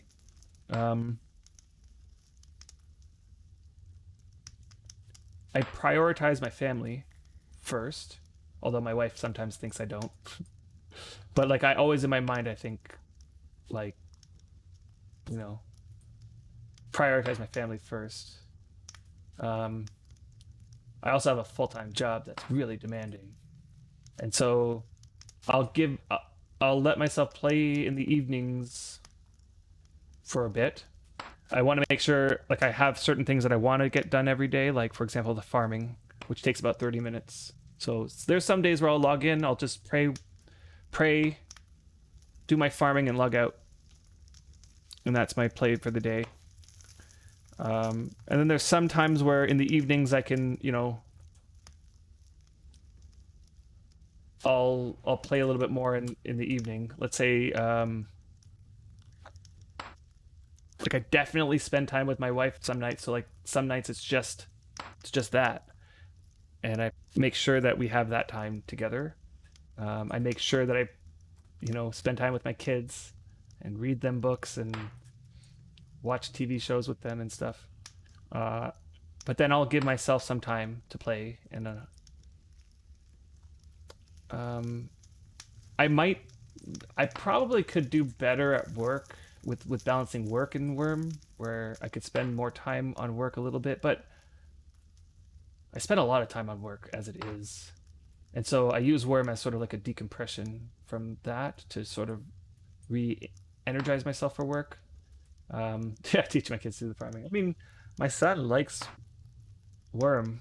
He plays it every so often. He even logged in yesterday just to pray a few times. He likes the idea of being a priest. But he's a little bit young for it still, and so he doesn't have the stamina for it. Weekends are where I get a little bit more time. Like I'll wake up in the morning and before people are awake in the house. Like one of my sons will be awake, but I'll play a bunch then. Whenever I'm streaming, I always make sure to schedule that time. You know, like this is why I only stream once a week, or even sometimes we can't stream every week. It's that I have to prioritize other things over streaming. And so I schedule in Sunday mornings, okay? I'm going to wake up and I'm just going to stream. And that's like everybody in the house knows that that's the expectation to expect that. And so my wife will take the kids and do stuff with them, and she'll make them lunch and that sort of thing. But every other day, that's, you know, I'm working on that stuff too. And the important part is to make sure that real life comes first, I think, to balance it all. Yeah. Oh, I missed what Lazarus said. That was a while ago. Whoa, I missed that. At some point, we'd love to connect roads with the Southern Alliance, so we have one highway system up to Overture Building. Yes, totally, for sure. That's absolutely a good idea. Let me go back into PMs. Whoops. Sorry, I missed your message. Connecting highways is definitely a great idea.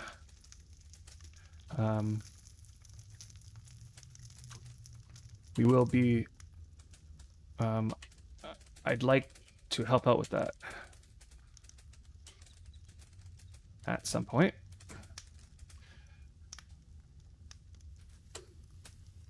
Okay. So back to mining. Let's take a peek at how I figure stuff out in terms of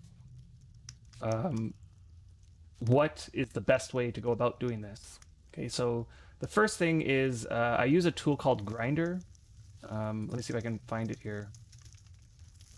And I do apologize if my voice starts crackling. I'll try my best to be cognizant. Let's turn on the web browser. Let's queue up some actions. And let's... I don't have it bookmarked, but if I type in worm grinder, the first thing. And at first glance, it looks like just a bunch of text boxes. So I'm going to take that simulation kind box and switch it to mining power for skill gain. I don't know actually if you can see this drop-down menu. For some odd reason, drop-down menu doesn't always show. Yeah, I'm looking at the stream. It doesn't show that. Hold on. Let's see. No, that's so weird. I see the drop-down menu. You guys can't see the drop-down menu. But when I drop down, one of the options is mining power for skill gain. So I click that. And that changes a bunch of the options here. So what it does is it simulates many, many actions in the game with the given sort of variables.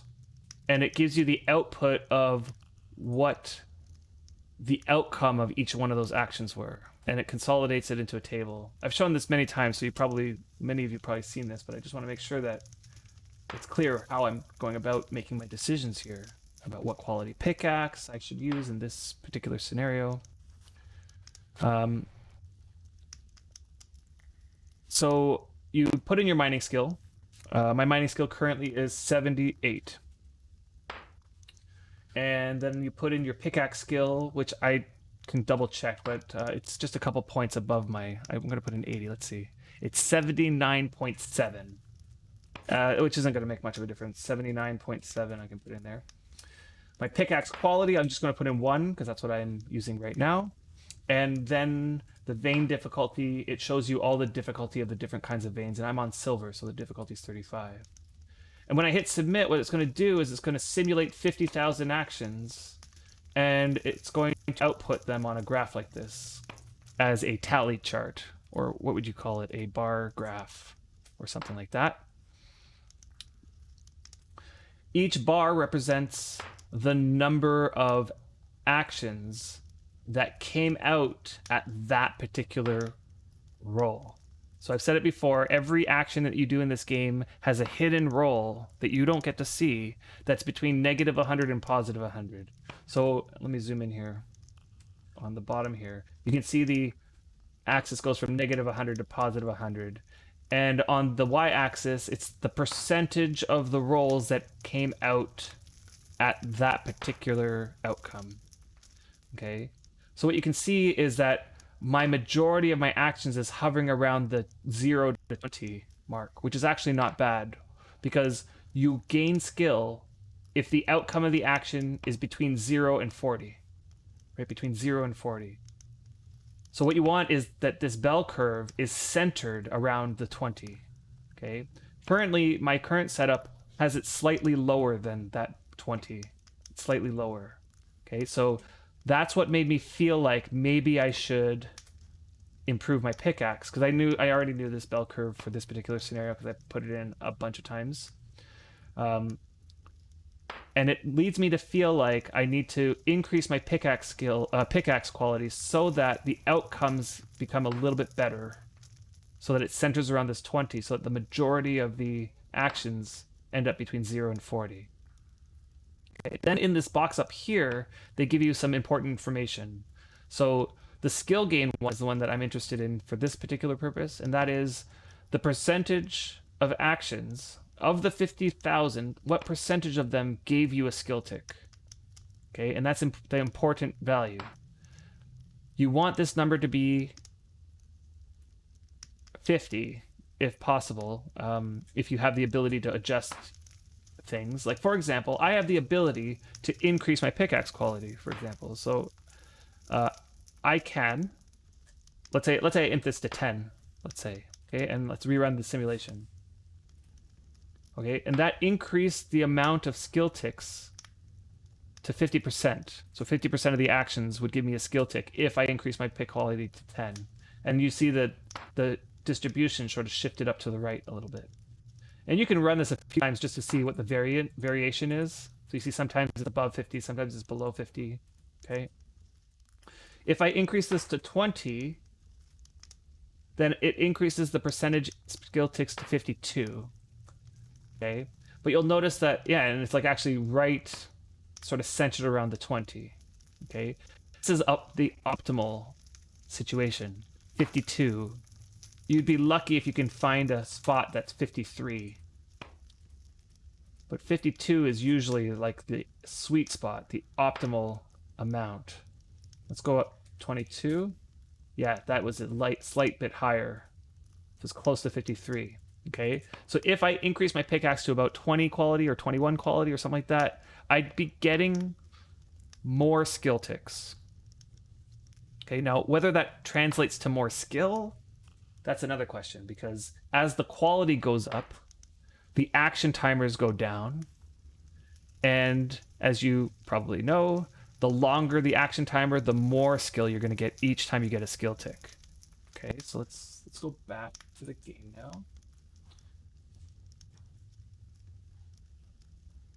And let's read your questions so that I can address them.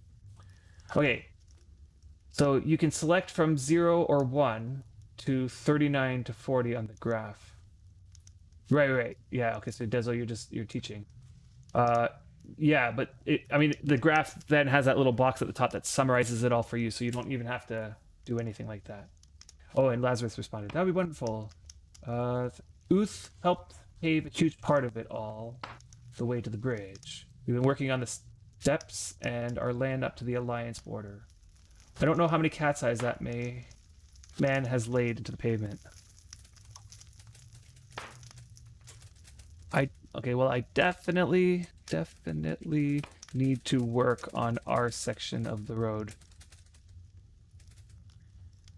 I have left it to the wayside. for far too long.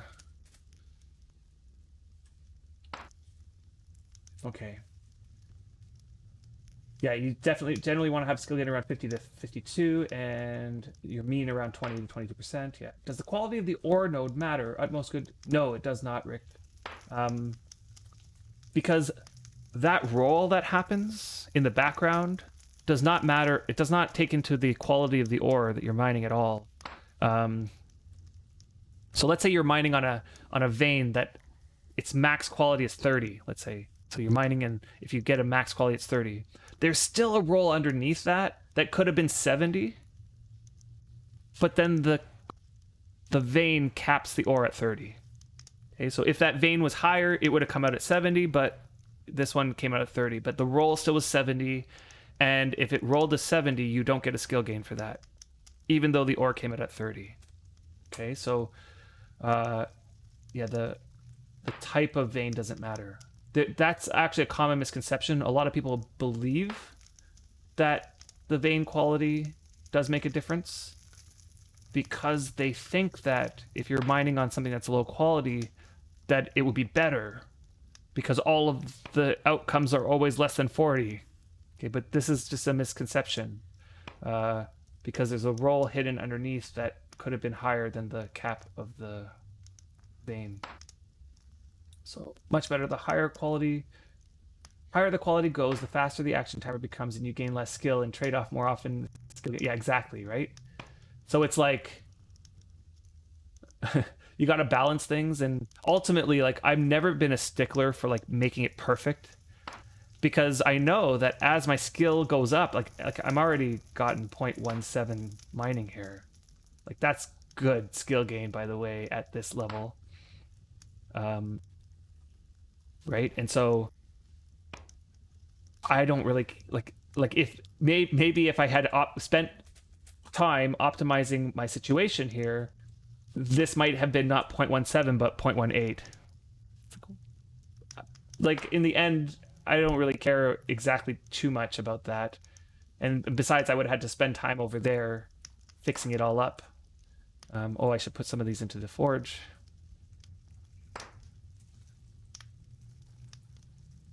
Okay, so Dezo, you're saying, yeah, you get skill gain only for shards, which are, yeah, exactly. See, Dezo, it's not exactly that, though. It's that the shard could come out at 30 if the vein was 30, but your roll could have been 100 or 70 or whatever, and you won't get a skill gain for that. Okay, I've tested this quite extensively. Okay, so you can test this yourself. Just mine on a low quality. Make sure that you have all the skill ticks showing, right? Every time you get a skill tick, it'll show. And then mine on a low quality vein that's lower than your skill. You know, like if your skill is 50, mine on a 30. And you'll notice that some of the 30s, you'll mine out a shard and it'll come out at 30. Let's take a look here. This is actually a perfect example. Actually, I could do this right now, this test. Because this is a 39. Oh, 39, never mind. 39 is going to make it hard because it's almost 40, right? But if you mine on a 30 quality vein, let's say, what you'll find is that sometimes when it comes out at 30, it'll give you a skill tick. And sometimes when it comes out at 30, it won't. And that's because the roll underneath could have been a 35. You're going to get a skill tick for a 35. The vein caps it at 30, so it comes out at 30. So you would have gotten a skill tick for that one. But sometimes the roll could have been 70, but then the vein caps it at 30, comes out at 30, but you won't get a skill tick for that. Okay, so you'll see that. Right.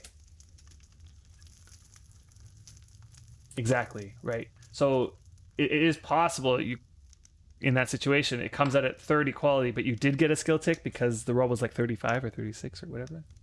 As long as it's below 40. So it's best not to work on veins. Right.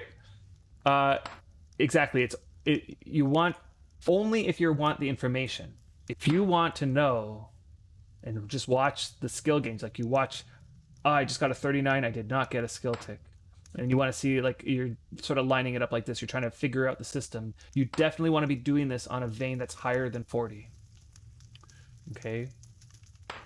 right? That 39 did not give me a skill tick, probably because the roll was like 70 or whatever. I don't know what the roll was, but it was above 40 for sure. Let's take a look at the next one. The next one was a 1.00. I did not get a skill tick for that one either. In order to get a skill tick, it has to be above 1 and below 40.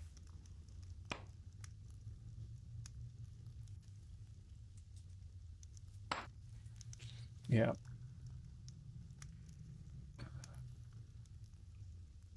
Yeah, so what I do usually, okay, so I'll mine a couple more. And what I do is I'll sort the quality. And then I count up how many did not give me a skill tick on the top, how many did not give me a skill tick on the bottom, and as you can see, it's unbalanced, right? So another way to optimize your skill gain is to do this on a vein that's higher than 40. This is good enough to say all these 39s I did not get a skill tick probably. This 38 I would have. All of these ones I would have gotten. So I can actually count up 32 items gave me a skill tick out of 51. Look at that. That's an awesome percentage. That means over 60% of my actions gave me a skill tick so far. So that simulation over there isn't matching this small data set, and you're going to find that as well, because you'll go on hot streaks and then you'll go on cold streaks. There'll be another round of this where only like 15 of them gave me a skill tick. You know, like it oscillates like this. But over the long run, and that simulation was 50,000 actions. If I did this for 50,000 actions, on average, 47% of these will give me a skill tick, according to the simulation, of course.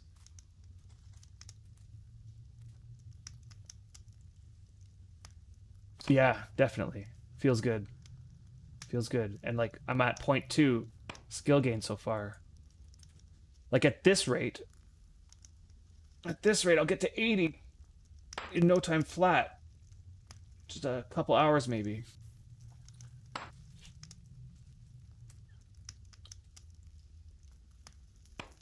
And I don't know if John is still here, but if you're the type of player who likes watching numbers go up, you know, like, oh boy. If you like watching numbers go up in video games, you know, this is the reason why incremental games are so popular, is because there's certain set of people out there who just love watching numbers go up. And if you like that kind of thing, this game is like amazing for that. Things go like, look at these numbers of the zinc vein, the zinc items in this, the zinc lumps, 2,700 zinc lumps is an ungodly amount of zinc. Like, we're never going to use that much zinc. But it's always good to have that zinc around, because in case I want to do a metallurgy stint where I'm like grinding my metallurgy, which currently is only sitting at 7 skill, I need to work on that one. I have all this zinc here that I could probably borrow off Kat's, because no doubt she probably couldn't use 2,700 zinc. Is there a better thing to have besides a rare silver Serral pickaxe if you grind mining? Supreme. Serral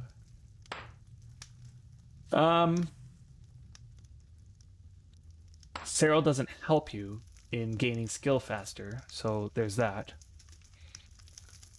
The only reason why you might want to have Serral is if you have a priest and you want to keep casting on that pickaxe until that pickaxe has an insane circle of cunning cast, right? That's the only benefit of Serral, is that it doesn't shatter when you cast on it. The other benefits that Serral has to do with their armor defense. So if you make an armor piece out of Serral, it's better, gives you better defense. And then the only other thing that it does is it looks different. It has a red tinge to it. So somebody standing right next to me with a Serral pickaxe that has the same stats as my pickaxe will gain the same skill as me. Okay, so to me, for some reason, people value Serral like a high amount. So if I had a Serral pickaxe and then I had this pickaxe, I'd probably sell the Serral pickaxe because to me they're the same, and the Serral one is worth so much more that I can get money out of that. And I'll just use my crappy iron pickaxe.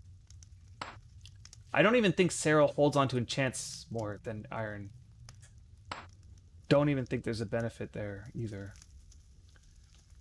But rare items hold on to enchants far better than non-rare items.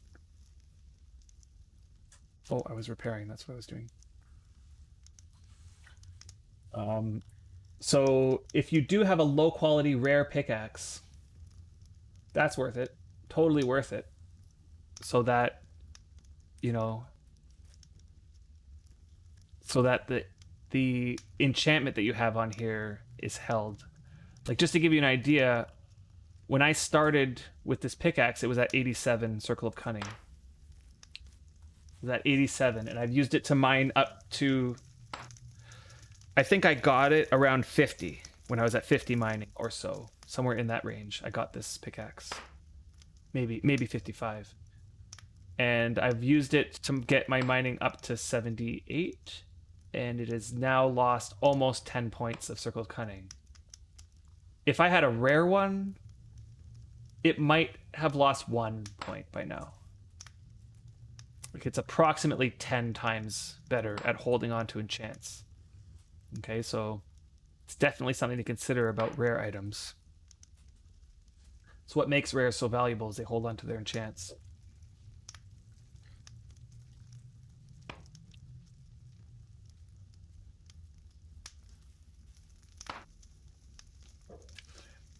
So, Piendio. I love watching numbers. My repair skill is at 73 right now. Wow. Now on the Northern Islands, so that's crazy. That's something to be proud of. 73. Do you actively repair? Like, do you lay out a bunch of items off deed so that they decay just so that you can turn on your sleep bonus and just repair them? Because I know people do that for repair skill. What's my repair skill at? 30. Yeah, nowhere near 73. Repair skill is useful.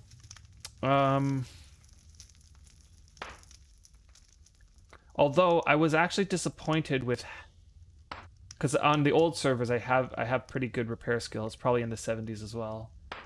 And I was actually a little disappointed with, I was expecting it to hold on to the quality a little bit better.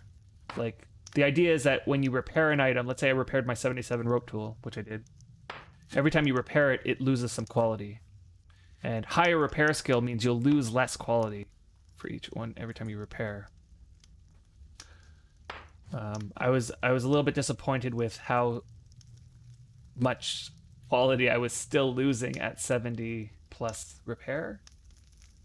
I do know some people who have their repair skill on the old servers in the 90s, and they claim that once you hit 90, it's way better. So, but it's never been something that has motivated me enough to spend time actively chasing that repair skill. I would normally just get the repair skill by doing things like I'm doing right now. Like, just, this pickaxe damages really fast when I use it, and I'll just repair it with my sleep bonus on. 90 is just like mend from a fresh priest. They made a change to mend, didn't they?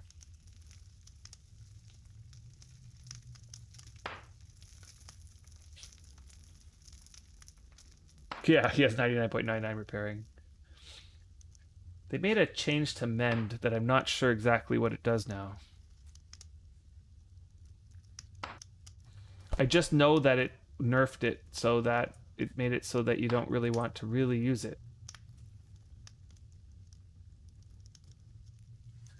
So you think it's the difference between the quality of the item being repaired and the repair skill. So if you're at 70 repair and repairing an 85, you'll still lose some fair amount, but less if you repair 72. I see. I mean to say that men got nerfed in the sense that you can no longer use it you can no longer use it to remove damage off of a, let's say, 100 quality whetstone. Or you can't use it. What was it? What was the situation? I was using Mend for a very particular purpose that I can no longer use it for. Ultimate Savior, what's going on? It is going very well.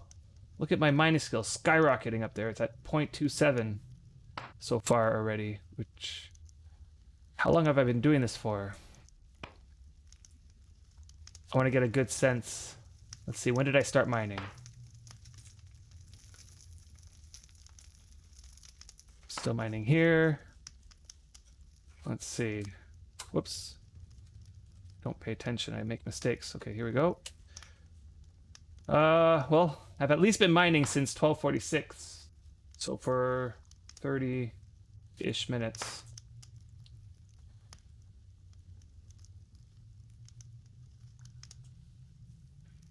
Okay, let's see here. Yeah, no Brian today. Yeah, he's probably in the chat though, but he's not on the stream today, unfortunately. So it's good to remove damage at least at less quality loss per 20 damage. Just sucks that now we can't use it to mend, to drop. That's exactly what it is. That's what I used it for. I never used mend aside from on things like whetstones and pelts. Do they work on whetstones and pelts still? Can you use mend to fix up a whetstone?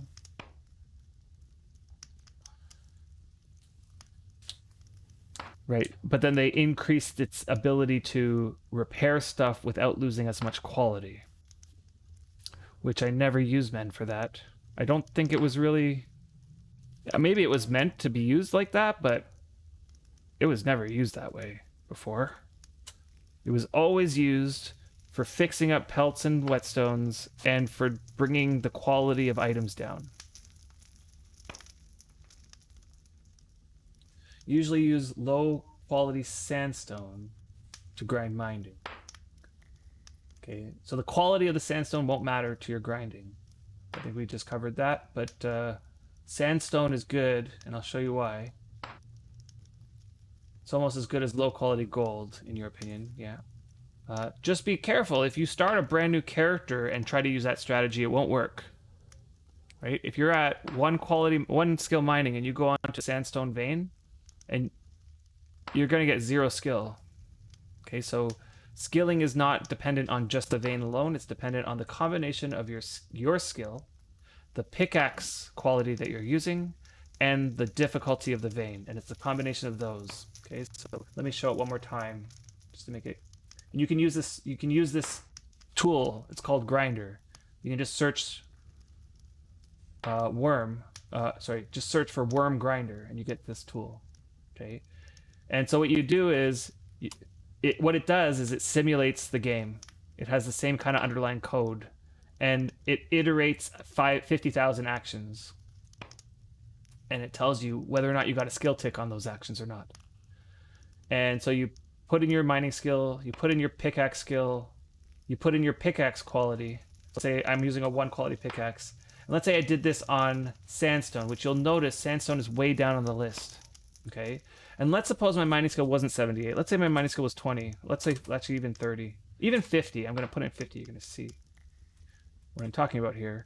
And let's say your pickaxe skill was 53, which is where it would probably be around. And then let's simulate. Okay, so if I had this set up, 50 skill with a 1 quality pickaxe on sandstone, only 22% of my actions are going to give me skill. Okay, so if I'm at that skill, I might need to raise my pickaxe to, let's say, 30. Nope, that's not good enough. 50. No, that's not good enough. 70. Okay, if I use a 70 quality pickaxe in this situation, I will get 50% of my actions giving me ticks. That's good, right? Not so good. And the reason is because you're using a 70 quality pickaxe, which means that your actions are faster. Therefore, each one of those skill ticks is going to be less, right? Because the faster the shorter the action timer is, the less skill you're going to get per tick.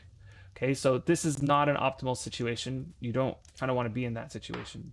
So if your mining skill's 50, it's probably better at this point to be mining on copper with a, let me guess, 1 quality. No, let's say 10 quality. Yeah, something like this, 15 quality. Yeah. So if you're a mining skill 50, get a 15 quality pickaxe, find copper, slate, or lead, and go to town on it. Okay? You kind of want your pickaxe quality to be low. That way, the action timers are longer, and therefore each action is giving you more skill gain. Okay? So that's the idea in a nutshell. Yeah, at 50 it's iron usually, exactly. Although you'll find that, at least I found, that you go to iron. Let's look at this. 1 quality pickaxe. Yeah, that's actually pretty good. Look at that, 53.6. Yeah. So that's probably where you should be if you're going to be at 50 and you want to optimize your skill gain.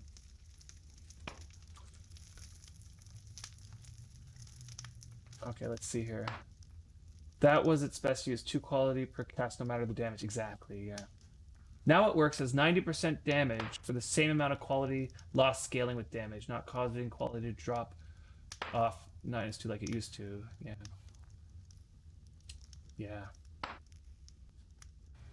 Basically, you only use a high quality pickaxe to get high quality lumps, not to grind skill. Exactly. So this game has this balance, right, between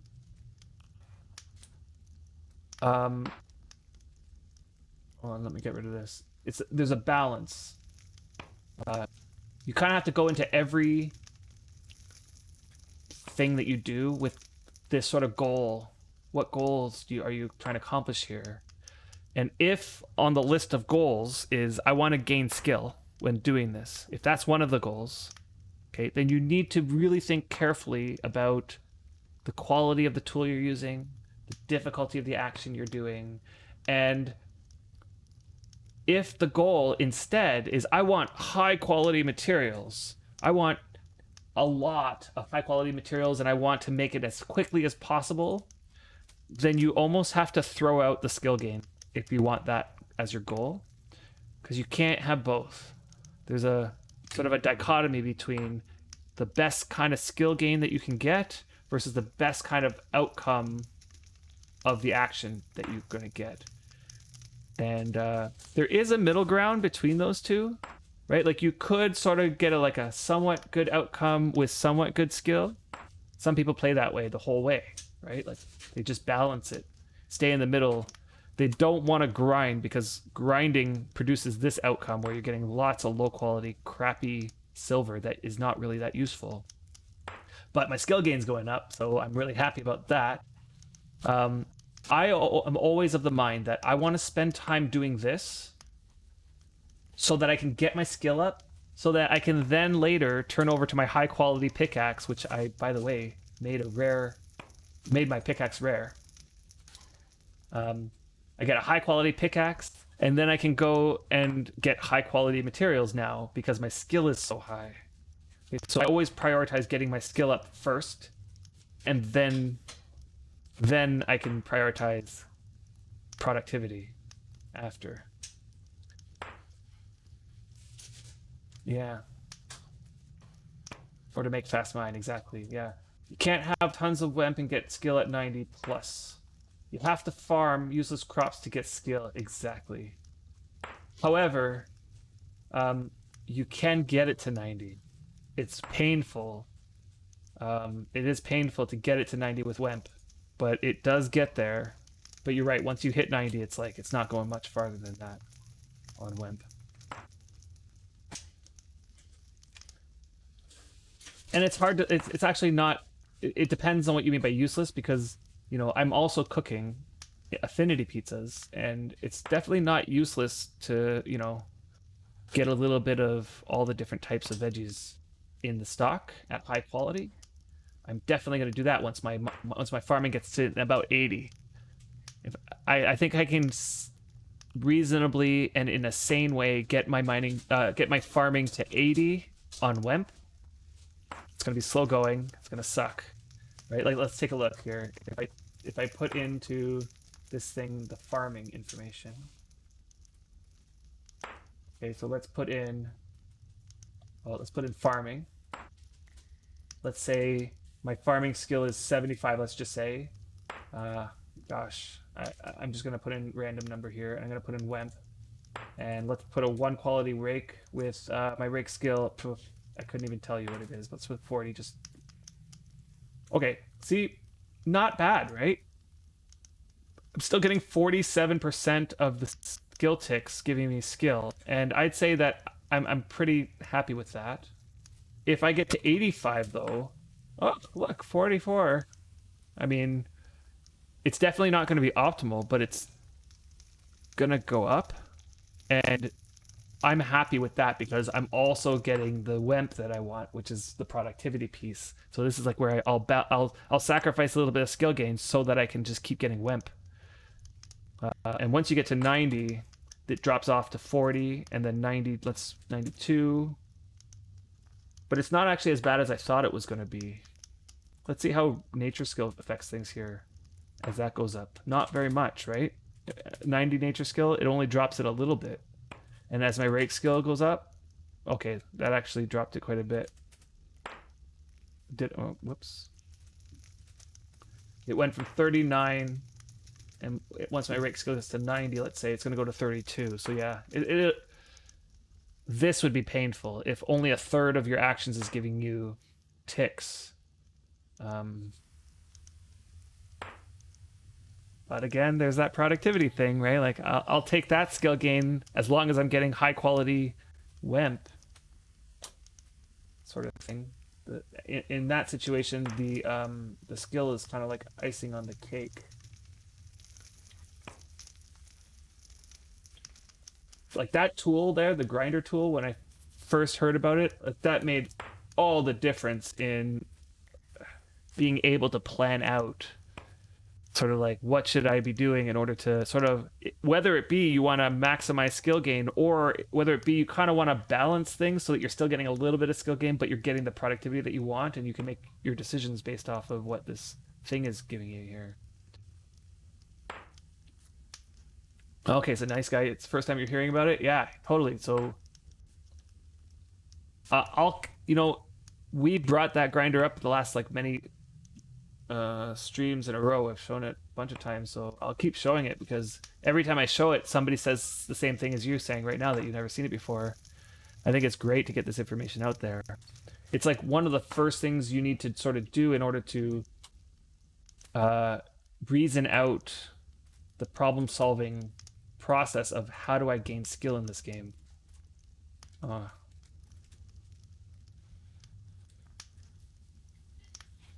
Get links to useful worm things below stream.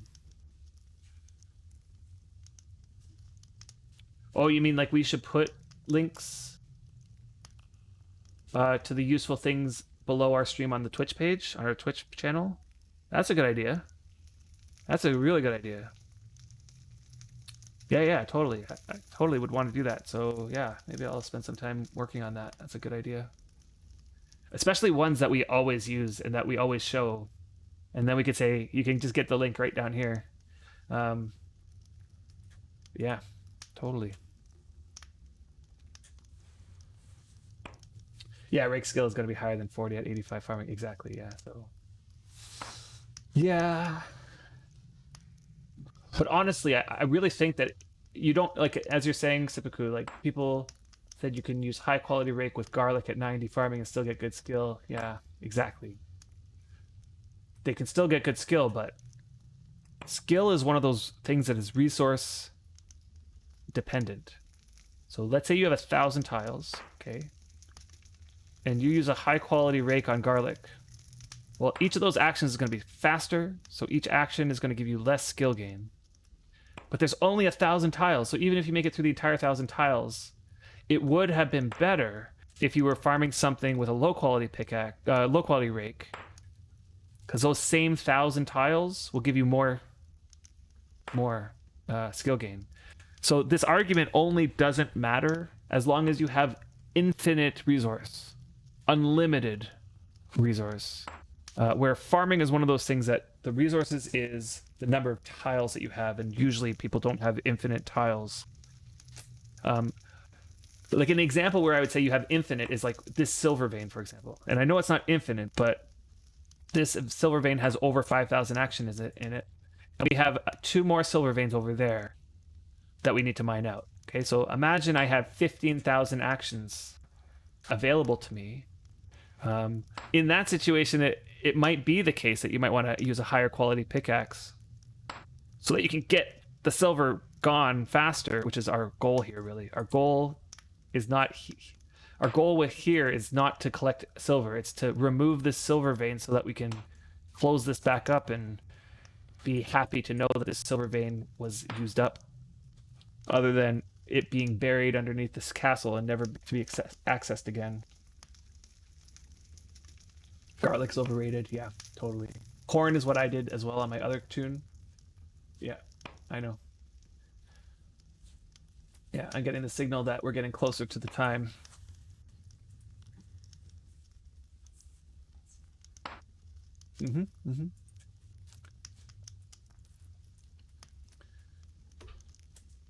As I mentioned earlier, I have an event that I gotta go do at 2 with my son, who had his birthday not too long ago, and he's getting together online with a bunch of his friends to hold a role-playing game that I am going to help with. And that starts at 2, and I need to eat before that happens, and there's 25 minutes until 2, so hence the signal. Invite us. I don't know if you guys will want to come. It's a kids role-playing game. It's designed for young children. He's just turned 10, so he's sort of getting into this whole role-playing thing. I played Dungeons and Dragons with him. Like I dungeon mastered a session of Dungeons and Dragons with him and a bunch of his friends, and they all loved it. Well, all but one. You know, there's always some people who just cannot get into role playing for whatever reason it is. Oh, this game is not like it's a one-off game. It's funny. It's kind of like it's almost like okay, so the theme is Santa and elves, and Santa has been kidnapped, and you have to play these elves that have to determine the mystery of who kidnapped Santa. And each elf gets their whole backstory, so you have to read through your backstory and all the things that you saw as your, like, from the perspective of your elf, like all the information you know. And the whole goal of the game is to share the information with the group while playing the role of your elf. So you got like what kind of characteristics your elf is, what kind of things you like to wear, and how you act. Some elves are more shy than others and whatever. So you have to kind of play the role of your elf, and you have to share the clues that you know, and everybody's sort of, you know, yeah, it's a fun game that, you know, we tried it out with cousins and a small group, and it was like the kids loved it. The parents were all sitting there going, "This is so silly," but they love it. So yeah, totally, they'll love it. Yeah, and he has a group of friends that are so funny. Like they are just so into this role playing idea. Again, not all of them. There's one of his friends is like the type who's just can't understand it. They don't understand the fun of role playing, and I guess that's to be expected. Not everybody's like that, but he has another, like, most of his friends actually really love this idea, and so I think they're gonna have a lot of fun. It's gonna be weird because it's gonna be remote over Zoom. Like one of his friends is on vacation in Florida, of all places. I'm not sure why they're going to Florida during this time, but nonetheless, they're there and they're gonna Zoom meet back here, which is kind of cool that they can do that with each other. So the thing's called Junior FBI. Yeah, it's basically like that. And it also comes along with like video. So like there's YouTube videos that lay out the sort of scene and give some context to this whole scenario. And then you need a person who's running it, like a dungeon master kind of thing, who's organizing the sort of sequence of events that are happening. Um, yeah, it's like it kind of plays itself out. It's somewhat scripted, but somewhat each of the kids have their own role to play, and it's cute. It's cute to watch them, especially the young ones. Like when we ran it the first time, we have a couple younger kids who they're just learning to read, so they're like doing their little part and reading off the script, and it's so cute to watch them. Yeah.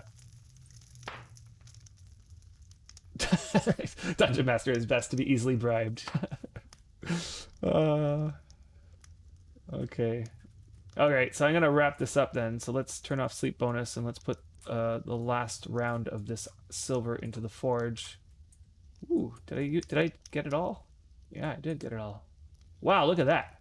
Exactly 28 ore. Was there one left over? No, I don't see one left over. Wow, interesting. Okay, let's stop up on the water. Ooh, and maybe I'll just grab some CCFP here while I'm at it. And yeah, so hopefully that melts down and I'll put that away next time. Oh, I picked up an ore. That's what happened. I'm gonna put that back onto the ground. Not too worried if we lose a few ores here, right? Because there's just gonna be an obscene amount of silver ore. We have another one right here that needs to be mined out. So we're gonna, you know, dip this down and open it up and do the exact same thing to this one. It's a good quality iron there. Do the same to that one. And there's a bunch all over the place. We'll probably, here's another iron. We'll probably uncover more over here. So the goal will be before we put the castle on, we're gonna mine out all the ones that we won't be able to access once the castle's up. But I know that we're talking about creating some underground passageways in certain areas that we could probably leave those veins there to be mined out after the fact. We just don't want to lose the access to these veins. You know, silver is always handy to have around.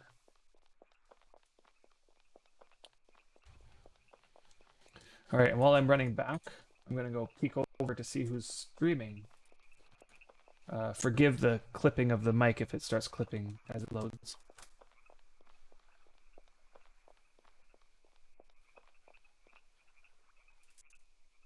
Might as well just re-queue then.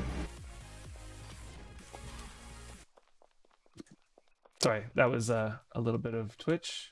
Let's see.